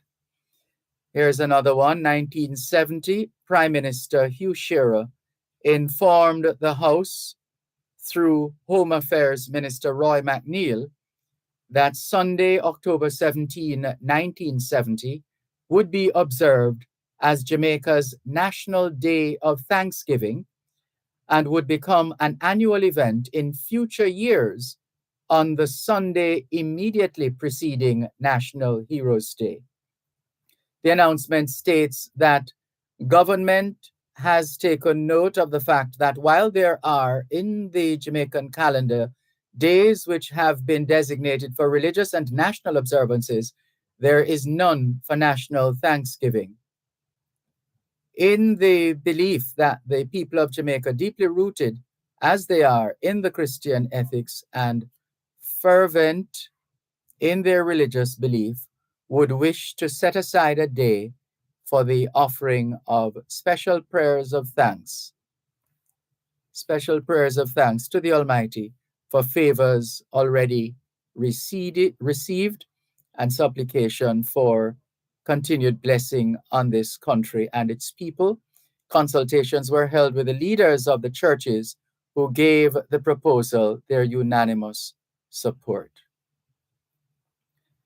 And another one, the Planning Institute of Jamaica, PIOJ, held its inaugural lecture series on this day in 2001 under the theme Jamaica, from creative adaptation to sustainable transformation. How's that going? Thank you very much for your indulgence as we continue with more on your program, Both Sides of the Story, here on Paro 106 FM, still streaming live on the Gleaners website, go-jamaica.com, live on your smart devices all over the world. And as we said, taking your calls on 876-922-4112 411225. 876-922-411225. Text line, same as the WhatsApp number, which means you can not only send us your text messages, your WhatsApp messages, your voice notes, but you can call us on WhatsApp as well. That number is 876-365-3346. 876-365-3346. And there's another Jamaican. We're trying to get on the interview schedule, but she's super busy, and you'll hear more. Hopefully, she's still able to join us before we finish at 5 o'clock this afternoon. If not, all things being well, there's always tomorrow and the following day and the following day. So let's see how that goes. And we won't say much more on that until we have gotten confirmation that she will in fact join us. So we'll hold on to that for the time being. And in the meantime, take your general feedback here on your program, both sides of the story, Paro 106 FM, still streaming live on the Gleaners website, go-jamaica.com, live on your smart devices all over the world, and still looking out for those messages as well. Keep them coming. The text line, same as the WhatsApp number. Let's go to that line. We haven't used the text line in a while for obvious reasons. So let's see. Oh, hold on. Who's on this line now? Somebody has been holding for 15 minutes and 29 seconds. Hello, good afternoon. Good afternoon. Thanks for calling. Would you like to be on the air? Okay, hold on, please. Go ahead right now. Good afternoon. Please. Afternoon, Mr. Malcolm. This is Mr. Malcolm speaking, just the same. It's a pleasure talking to you. All right. Here, do us a favor before you go on, though. It seems you have the phone on speaker because we're getting more ambience than audio from where you are right now. Probably because the rain falling and I'm in a building. Are you able to get closer to the device you're using to communicate with us? Yes, man. It's right at my mouth. All right. Well, let's do our best and see how it goes. Yeah. Go ahead. Good afternoon. Welcome. Yes. Because I travel, I work in that side, so I just come across it and just know that I should just bring it to the attention. Yeah. All right. Well, let's use the opportunity to load it up right now and ask the members of the municipal corporation in the parish of Westmoreland to Savlamar is yeah. Right at the hospital. Right by the hospital, we're being told. Yeah. And there's a is it a hole or a breakaway? Well, it looked like it was just a cover on it, but it break out and it just opened. Well, over to the municipal corporation. They must know about it. They move around in the town, don't they? Supposed to. But as I said, it's weeks now. Mm-hmm. And it hasn't been addressed. No, that's not good. And we don't want a situation for something bad to happen to those using that thoroughfare before we do something about it. Exactly. You can see the school stepping over it just to pass, or and that's near to the hospital, you said? Yes, right against the hospital. Okay. Yes. And one more thing again. Yes. It's a pleasure for me to give credit to the media houses, you especially, and it's an honor to pick up Arthur Hall for his achievement over the years. We grew together, right? This is Micah speaking, right? Big up to Arthur Hall. Yes, we join you in congratulating Arthur Hall. He has been in the trenches for a very long time. The trenches of media. One of the one of those helping to keep the Fourth Estate together in terms of and being true to the profession. Yes, we join you in saluting Arthur Hall. It's a blessing. Yes. Big up Rico. I nicknamed that, Rico, Rico. Yeah, the great Okay. Arthur Hall, Yes. Yeah, man. Just keep up the good work we are doing, Mr. Malcolm, and it's a blessing talking to you, all right?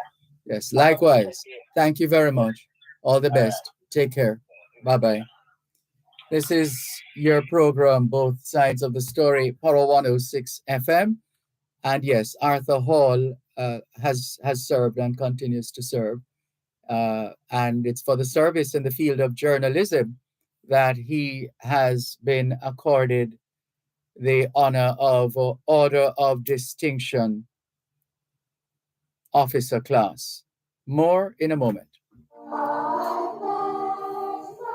At Wellington Dental, they offer cleaning, filling, whitening, and other services for the entire family. The time by Wellington Dental is 4 o'clock. Here is a financial literacy tip from your friends at Power 106 FM.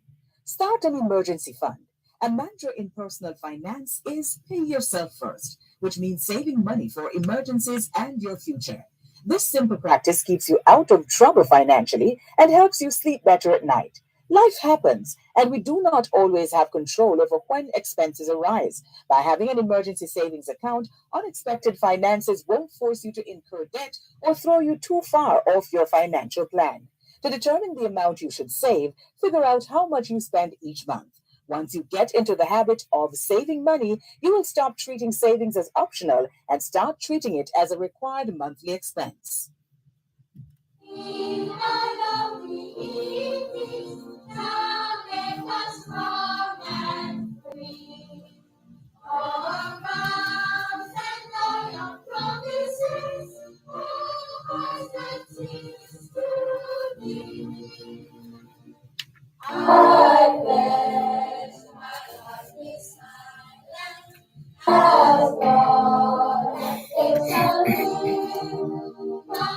De hora es en espagnol. Son las 4:01. Quelle heure est-il en français? Les 4:01. 现在几点了？4点01分. A minute past 4 o'clock in the afternoon here at Broadcast House, 32 Lyndhurst Road, Kingston 5, St. Andrew, Jamaica. Have you had a checkup yet? Have you had a checkup lately? If not, now is a good time. Now is a good time. Let's not wait till we get sick to get a checkup. How about that? Checking in with more on your program, Both Sides of the Story, Poro 106 FM, still streaming live on the Gleaners website, go-jamaica.com, live on your smart devices all over the world. Taking your calls on 876-922-4112-5, 876-922-4112-5. The text line is the same as the WhatsApp number, which means you can not only send us your text messages, your WhatsApp messages, your voice notes, but you can call us on WhatsApp as well. That number is 876-365-3346, 876-365-3346. We also salute and celebrate Mr. Earl Aaron Moxham for service to the field of media and communications. And he is the recipient of the Order of Distinction in the rank of officer. So let's keep the comments coming again. Let's go back to the text line, 876-365-3346. What do we have here? 876-365-3346. Looks like we have quite a few messages to clear. And but let's go to the phone lines. 876-922-4112-5. Hello, good afternoon. Thanks for calling. Good afternoon, Mr. Malcolm. Good afternoon. Mr. Malcolm, you ever get a national in Jamaica? No. Oh, not yet. Well, yet. We'll see. In the future, you're going to get an award for the work that you're doing with the diaspora. I'll take it. Yes, go ahead. Mr. Malcolm, the war in Israel is getting worse. America is now sending troops on the ground, over 2,000 troops. Yes, we have been watching. Mm-hmm. But Gaza is a very poor country, and the European stock market, all those companies that sell guns and ammunition, their stock price is up. Huh? Yeah, well, like so many things in this life, there is always a beneficiary. A beneficiary is a transfer of wealth. From whichever angle you take it, yes. Meanwhile, in Jamaica, let us show you how politicians work, Mr. Malcolm. Yes. Meanwhile, in Jamaica, Mr. Owens is now telling the Jamaican people that his government going to pass law that if they hear you threatening anybody, you're going to jail or prison. Well, as it is right now, threatening people is a serious offense, and is. Hello? Mm-hmm. Yes. Threatening people. No, he spoke. I gather he spoke about strengthening, as opposed to strengthening the laws, as opposed to threatening. Okay, so they're planning to put more of us. What is life in prison, Mr. Malcolm? You ever take a broadcast from the prisoner like Horizon Park? No. Mr. Malcolm, tell me now, level with me now, please and thanks, and I hope I'm not being presumptuous as my professor. Mr. Malcolm, how much would it cost for you to do a broadcast for the Jamaican people from Horizon Park prison so that you could talk to people like Johan them, you could talk to Zeeks, and you could talk to other criminals down there as to what would be their advice in keeping young men out of prison? How much would it cost you for an outside broadcast and that? One phone call should be able to take care of that. Oh, because, Mr. Malcolm, one of the things that the Jamaican people will have to do is to use good people like you with your good mindset and your good office to come into the streets to educate them about the tricks of politics in our country. Because we need to know how can those social programs that they used to have, like they used to have a set of people who go around and peace management initiative, all those funding cut off, and him talking about it, and so that some members of the private sector have come up with a star program, and now the $4,000 pension driving the people into more desperation because $4,000 can't do no pension. That's what they're doing to the Jamaican people when nobody's talking about telling their constituents and their constituents meeting that, look here, man, the most prevalent crime in Jamaica is tax evasion and not murder. Like, you want me to tell you the most prevalent crime in Jamaica, Mr. Malcolm, the first four? You want to hear it from me? Go ahead, man. The line is wide open. Tax evasion, that's number one. Number two, electricity theft. And when they thief the current from the JPS, all the JPS, lump up the lot and put some of it on my bill and your bill and all over pay. And if you don't have the money for pay them, cut off your light. While them leave the people who thief in the light, their light still on and my light cut off. I don't hear nobody talking to their constituents about that. Water theft, the theft of water is the same thing. Okay? And fraudulent conversion, white-collar criminal like what going on at SSL. Those 4 crime ranked before murder, you know. It's just murder everybody talking about. Why do you think so, Mr. Malcolm? I don't know. It is what is popular they talk about. They just talk about what is popular and what is physical. They're not talking about the psychological and the spiritual thing that is affecting the Jamaican people and tax evasion. Because when you evade tax, you know, you wipe out a man's pension, you know. Wipe out him pension because you're not contributing to the national pension that him could get more when him old. I don't hear them telling the constituents that. But they're telling them about the murder and we have a threatening law that if we hear you threatening people, we lock you up on all of these rubbish. Why they themselves are tax evaders, you know? Why would behave that way, Mr. Malcolm?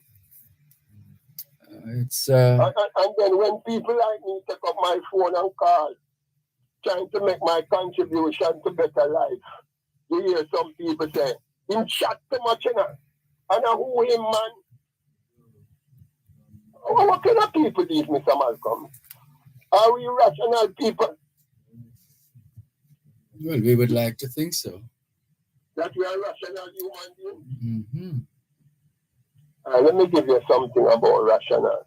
There was a match that's supposed to keep in Arnett Gardens between Waterhouse and Arnett Gardens, you see? For $1 million and Heroes Day.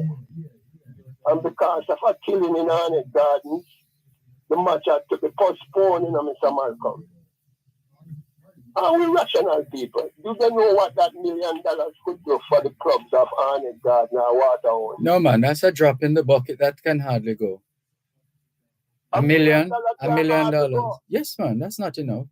That's not in this. In the bucket. Yes, man. I would love $1 million right now. Yeah, I mean, if you're going to tackle some of these fundamental issues, you're gonna have to come stronger than that, quite frankly. That's a fact of life. So we are hold a moment, please. You're listening to Power 106 FM. The time is now 4:15. Calling all consumers, hotels, farmers, and schools. This conference is for you. Register today for the International Conference on Climate Change and Food Security under the theme Climate Change and Food Security, Caribbean Readiness at the Cardiff Hall Hotel on October 24 and 25. Features include discussions on climate change and food supply, plenary workshops, displays, networking, poster competition, and more. Register today. Call 876-279-4265 or 876-339-8537 or visit foodhygienebureau.org.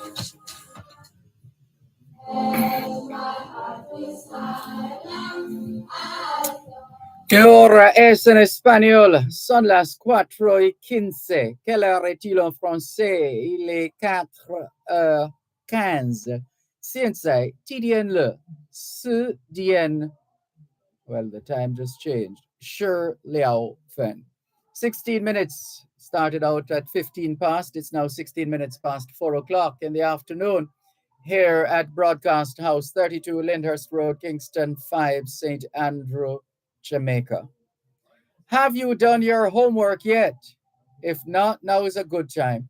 Good afternoon to all the students listening to us, all the schoolers from the early childhood level to the secondary level.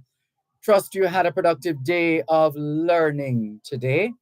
Hope you also managed to get in some physical activity, just as important as mental activity. As we always say, young people, socialization makes you educable. Education makes you trainable. Training makes you employable. And the right attitude makes you successful.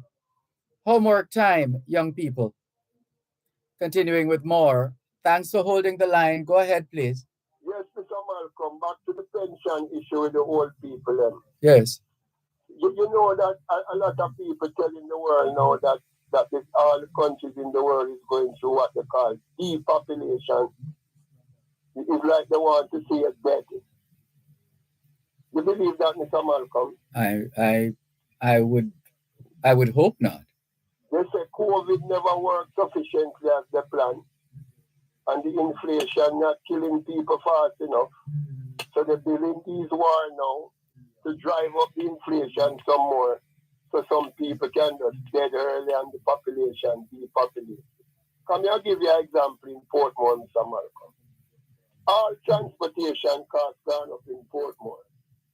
They raise up the taxi fare from $140 to $100. Well, a lot of taxi men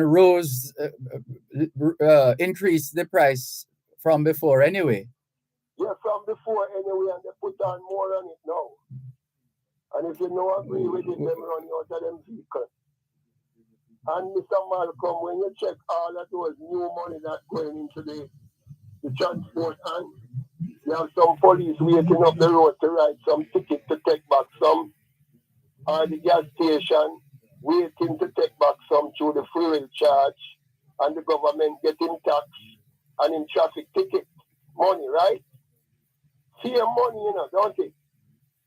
Why is it that I don't hear the local government minister, Mr. Desmond McKenzie, who's supposed to be protecting the NIS pensioners of this country, telling the parliament and in cabinet that these taxmen, with this increase that they get, they need to pay their NIS portion of the tax so that more poor people can get NIS benefits in the system? Why they don't tell the people them that, Mr. Malcolm? It is not popular. Well, clearly there's some kind of overhauling that is needed going forward. Overhauling? Yes. I hear Dervan say I'm going to send them to the Art Academy to do tests and all them things that with taxpayer money, but nobody telling them about how to file tax return and how to make deduction. And the extortion is over Portmore. All them do is having big gun and them have to carry extortion money come. So how is it that them obey the extortion and not obeying the NIS? But those of us with that kind of information are quite complicit.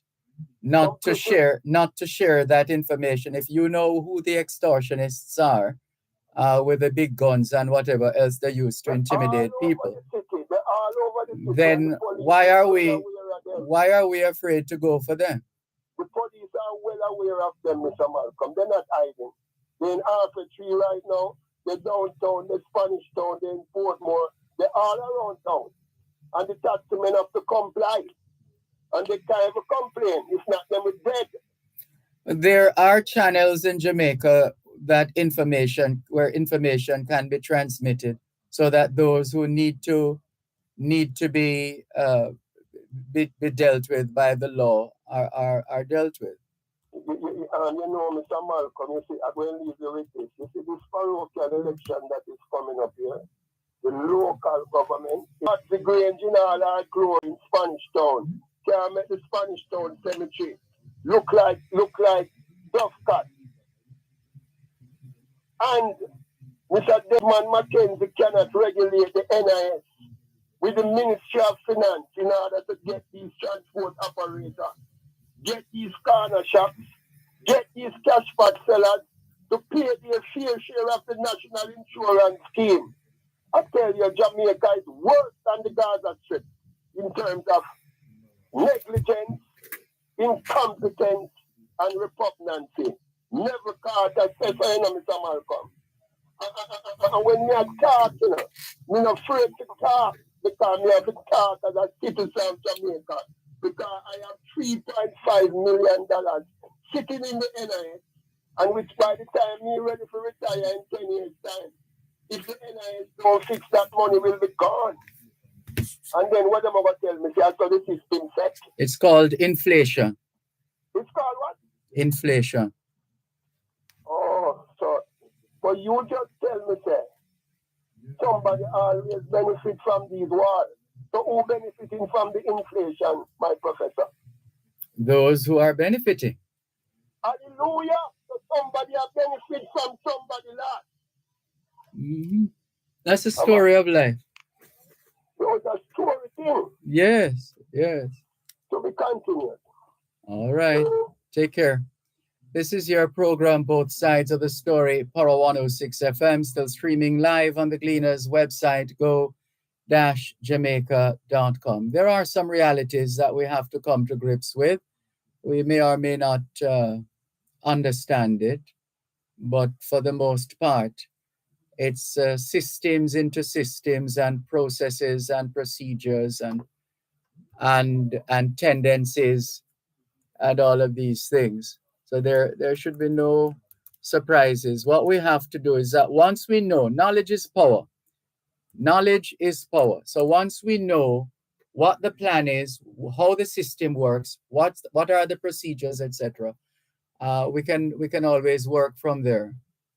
Other than that, we are hoping for better, as opposed to taking steps, taking actions that will transport us to a better place.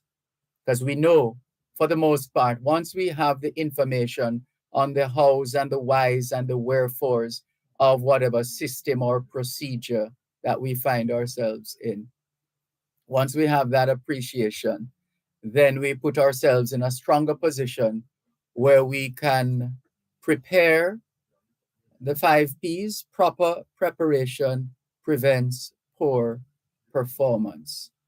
And with that kind of approach, it might make a difference, as well as it might very well not make a difference. But the least we can do is to try to make a difference, to take a stand, to do what is right, and to get on with this business of life. We don't know how much time we have left, so we have to make the most of what we have left. This is your program, Both Sides of the Story, Power 106 FM, still streaming live on the Gleaners website, go-jamaica.com, live on your smart devices all over the world, and taking your calls on 876-922-4112-5. Hello, good afternoon. Thanks for calling. Yes, Mr. Malcolm. Good afternoon. Yes, sir. I love it when Neville calls. I enjoy his talks. The only thing that gives me pain when he talks is when he equates the Lord Jesus Christ. Otherwise, I love when he talks. He gives us lots of information. Mr. Malcolm, there is a complaint I want to voice. I wish the police and the authorities, the people in charge of Jamaica, would cause the motor vehicles with opaque windows to stop the cars with black windows from traveling in the country.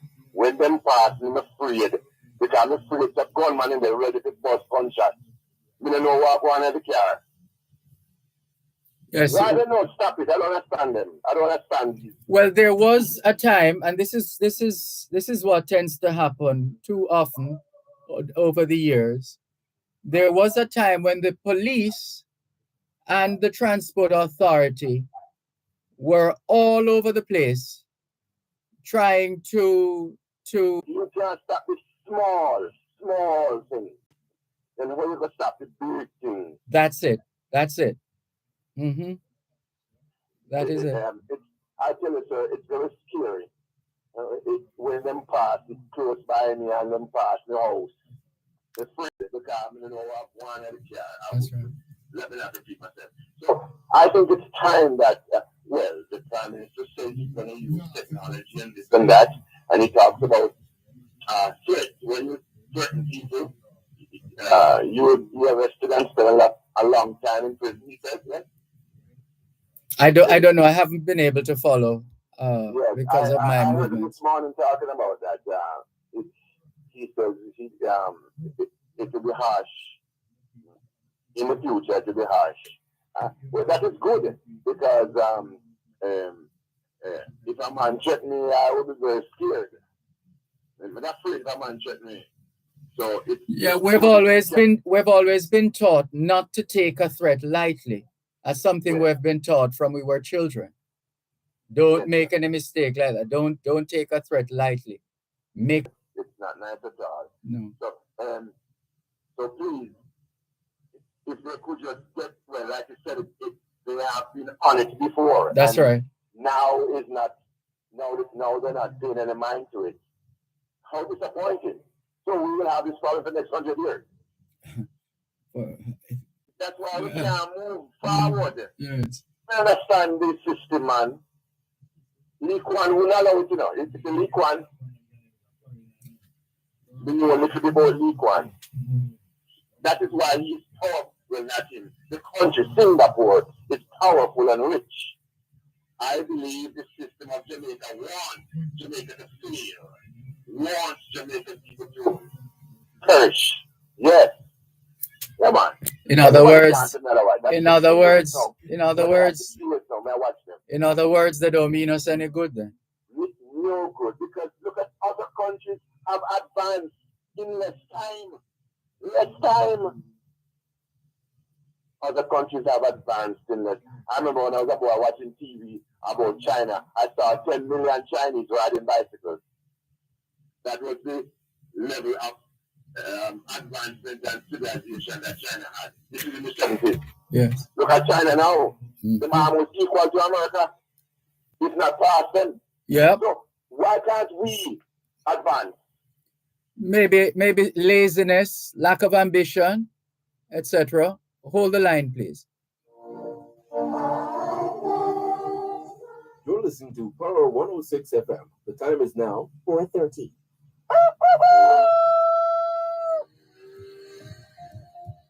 All you'll ever need to know about agriculture in the 21st century, packed into one program.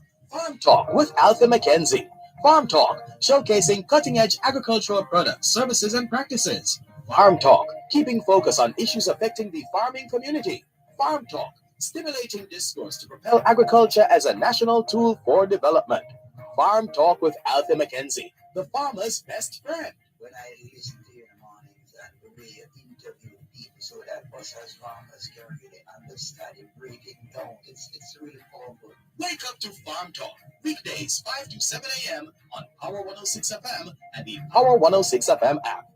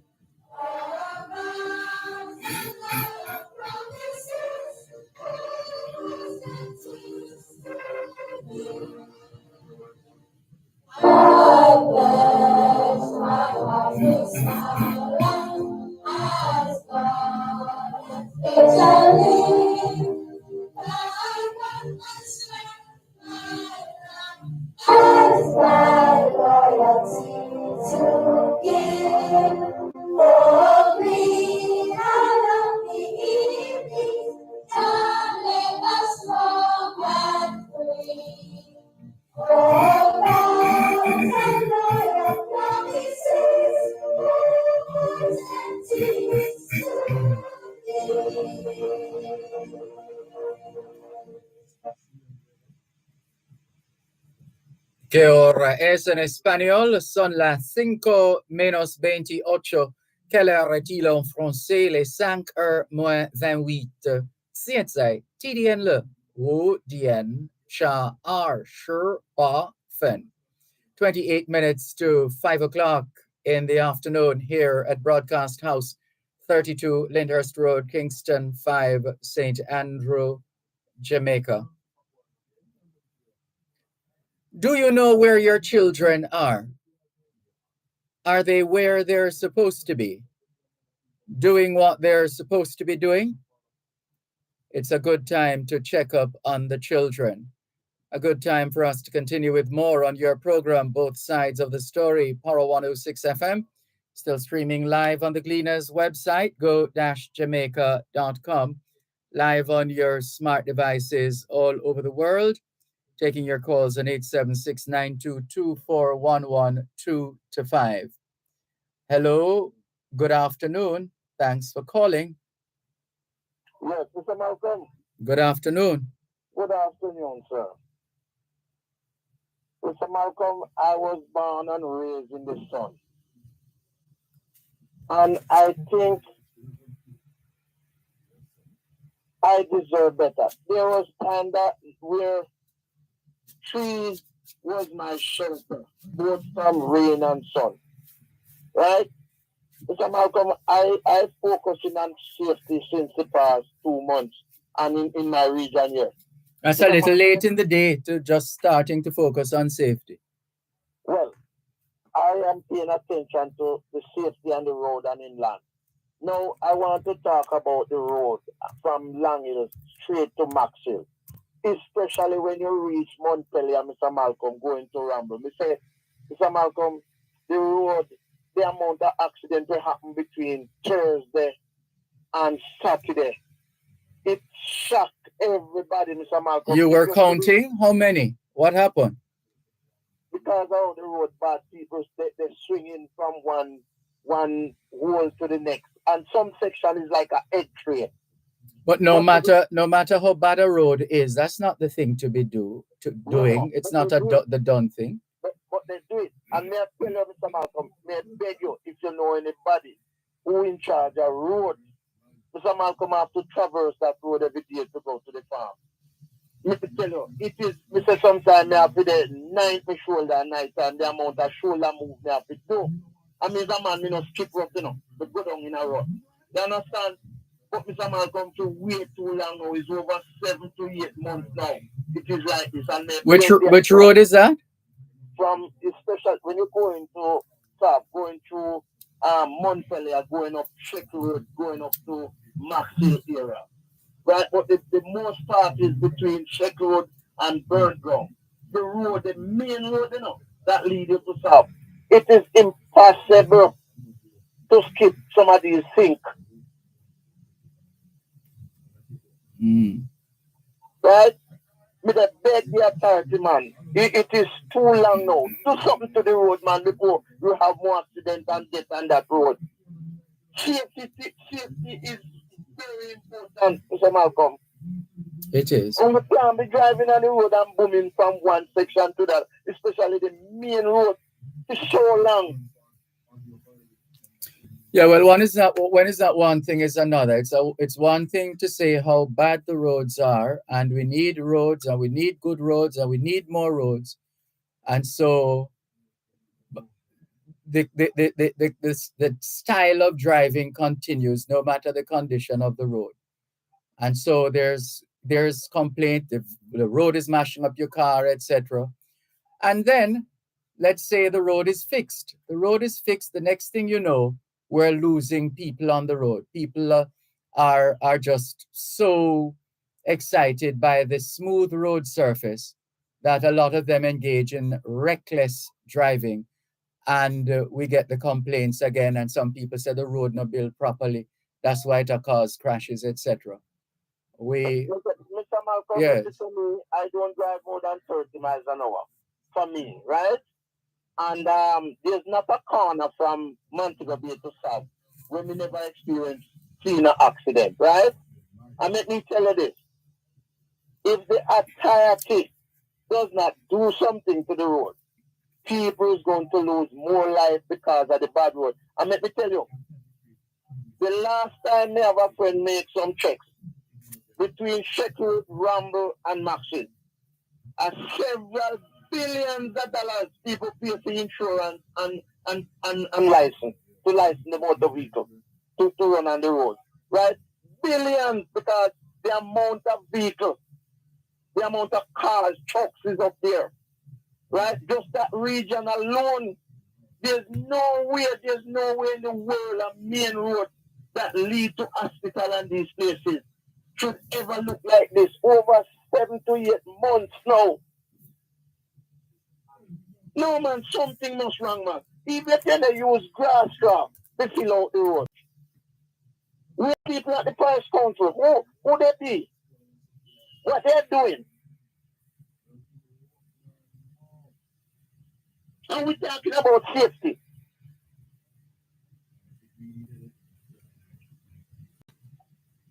Yeah, we hear the frustration in your voice.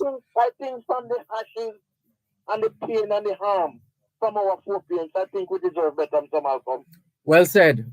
Thank you very much for the call. Take care. This is your program, Both Sides of the Story, Power 106 FM. Here's a text message. Hi, Mr. Malcolm. I need your help. This is my second text to you. I am building a room and it just reached, what do you mean here? Halfway? I just said the word way. It just reached halfway. I'm asking some kind listeners, please to help me with some blocks and steel. That's all I'm asking for. I will buy sand, gravel, and cement, but I really need your help. I would be very grateful. And this is from Lady V. So, Lady V, sorry to hear of your plight. You've asked us to read your message. We have read your message. One moment, please. One moment, please.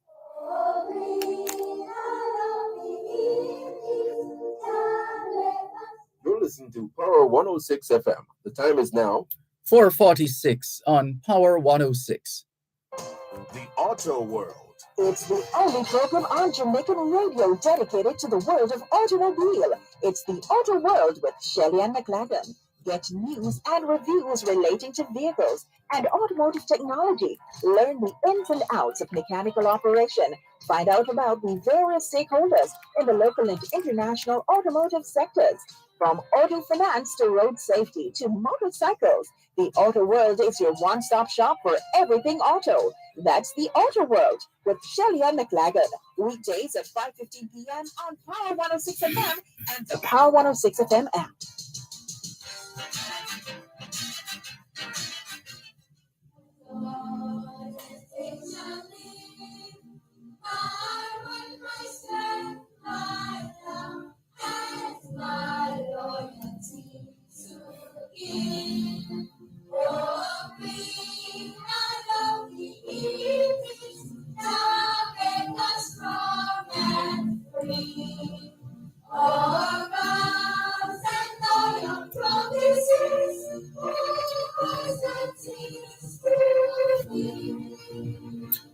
¿Qué hora es en español? Son las 5:13. Quelle heure est-il en français?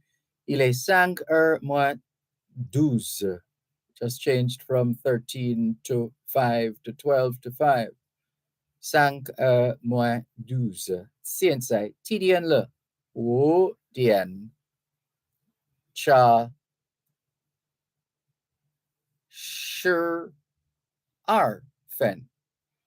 12 minutes to 5 o'clock in the afternoon here at Broadcast House, 32 Lyndhurst Road, Kingston 5, St. Andrew, Jamaica. Good afternoon to all working Jamaicans tuned into both sides of the story here on Power 106 FM. It's a good time for us to ask ourselves, how productive have we been today? How productive have we been today? Continuing with more on your program, Both Sides of the Story, Power 106 FM, taking your calls on 876-922-4112-5. Hello, good afternoon. Thanks for calling. Good afternoon, Mr. Malcolm. Oh, the caller before that, is he still there? Yes, We I'm lost here. him. Okay, not you, sorry. Go ahead. Good afternoon. Go ahead, please. Hello? Maybe she misinterpreted what I said. Let's move on. 876-922-4112-5. Text line, same as the WhatsApp number, which means you can not only send us your text messages, your WhatsApp messages, your voice notes, but you can call us on WhatsApp as well. 876-922-4112-5. 876-922-4112-5. Text line, same as the WhatsApp number, 876-365-3346. 876-365-3346. Norman Hines has joined us. Welcome, Norman Hines. Good to have you on board both sides of the story here on Power 106 FM. Still streaming live on the Gleaners website, go-jamaica.com. Live on your smart devices all over the world. Taking your calls on 876-922-4112 876-922-4112. Let's see who else is messaging us here on your program, both sides of the story. Power 106 FM, still streaming live on the Gleaners website, go-jamaica.com. Live on your smart devices all over the world. So here we go now. Just a couple of the stories as we get ready for news at 5. What do we have here now? Belize warns of fake Tylenol in circulation. That's Belize. Fake Tylenol in circulation in Belize. And here's another reminder of how we relate to each other. Man chopped to death by suspected mentally ill brother in Clarendon. Now, how do you prevent some of these interpersonal, interfamily, intercommunity acts of violence? How do you do that? How do you prevent these? And we have had so many of these instances. How do we prevent them? It keeps going back to the individual. What an individual does at a particular point in time. And woe be unto us if it is not in our favor, because it means it's going to be something bad happening to us. How do we stop that? Some of it is planned. Some of it is just reflex action. No thought behind it. Some of it, sadly, our own family members who need help, who at some point or another let flies some body part or something like that. And the other, a couple of other stories coming up at 5. Son on the run after setting Stony Hill house on fire. Son, here we go again. This is family. We're talking a family here. Son on the run after setting Stony Hill house on fire. Another one. Thieves break into Spanish Town post office. These are some of our realities when it comes to crime and violence in Jamaica. We have a lot of work to do. It's not going to be easy. Nobody said it was easy. Another story. Seniors gunned down in St. Andrew drive-by shooting.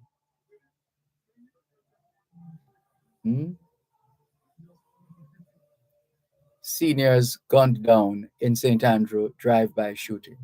So all it takes is a trigger person, basically. It's a trigger person in a matter of speaking. In other words, somebody causes something bad to happen or something negative to happen. Somebody causes it.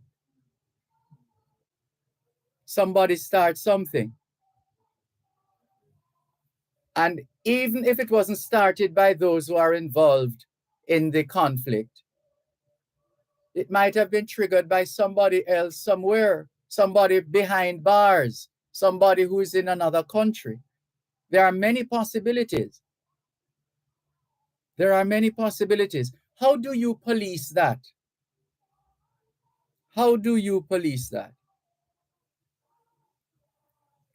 As opposed to a society with a particular culture of discipline, for example, a society with a history which does not include the guns in the way that they have been included in other countries.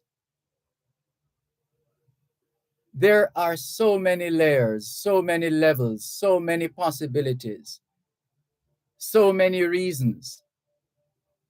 But it keeps coming back to the individual.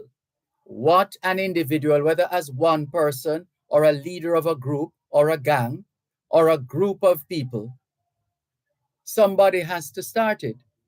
Somebody starts something.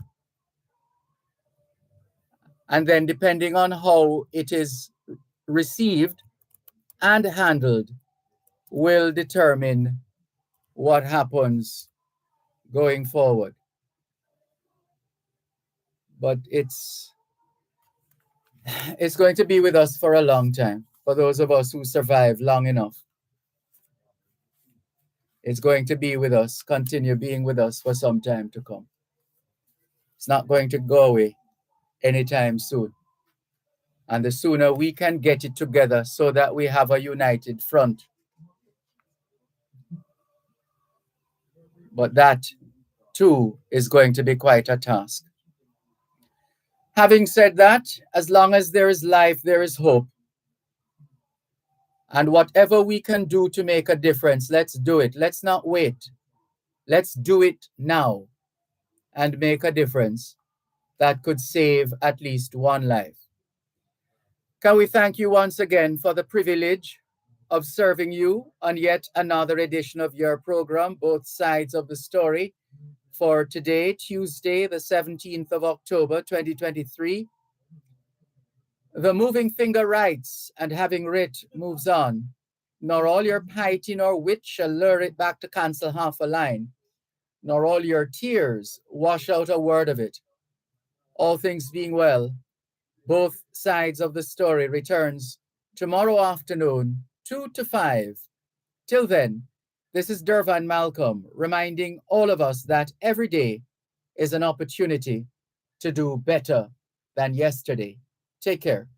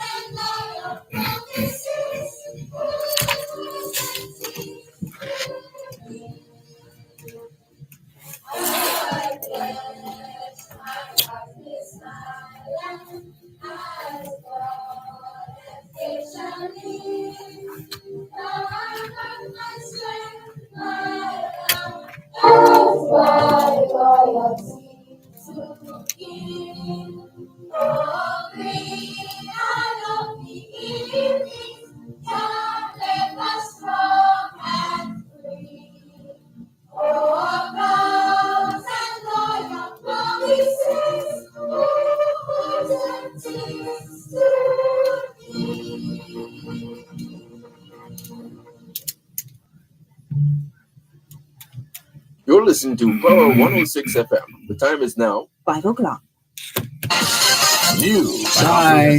Powerful, and credible. Power 106 FM now presents a simulcast of Radio Jamaica's news at 5.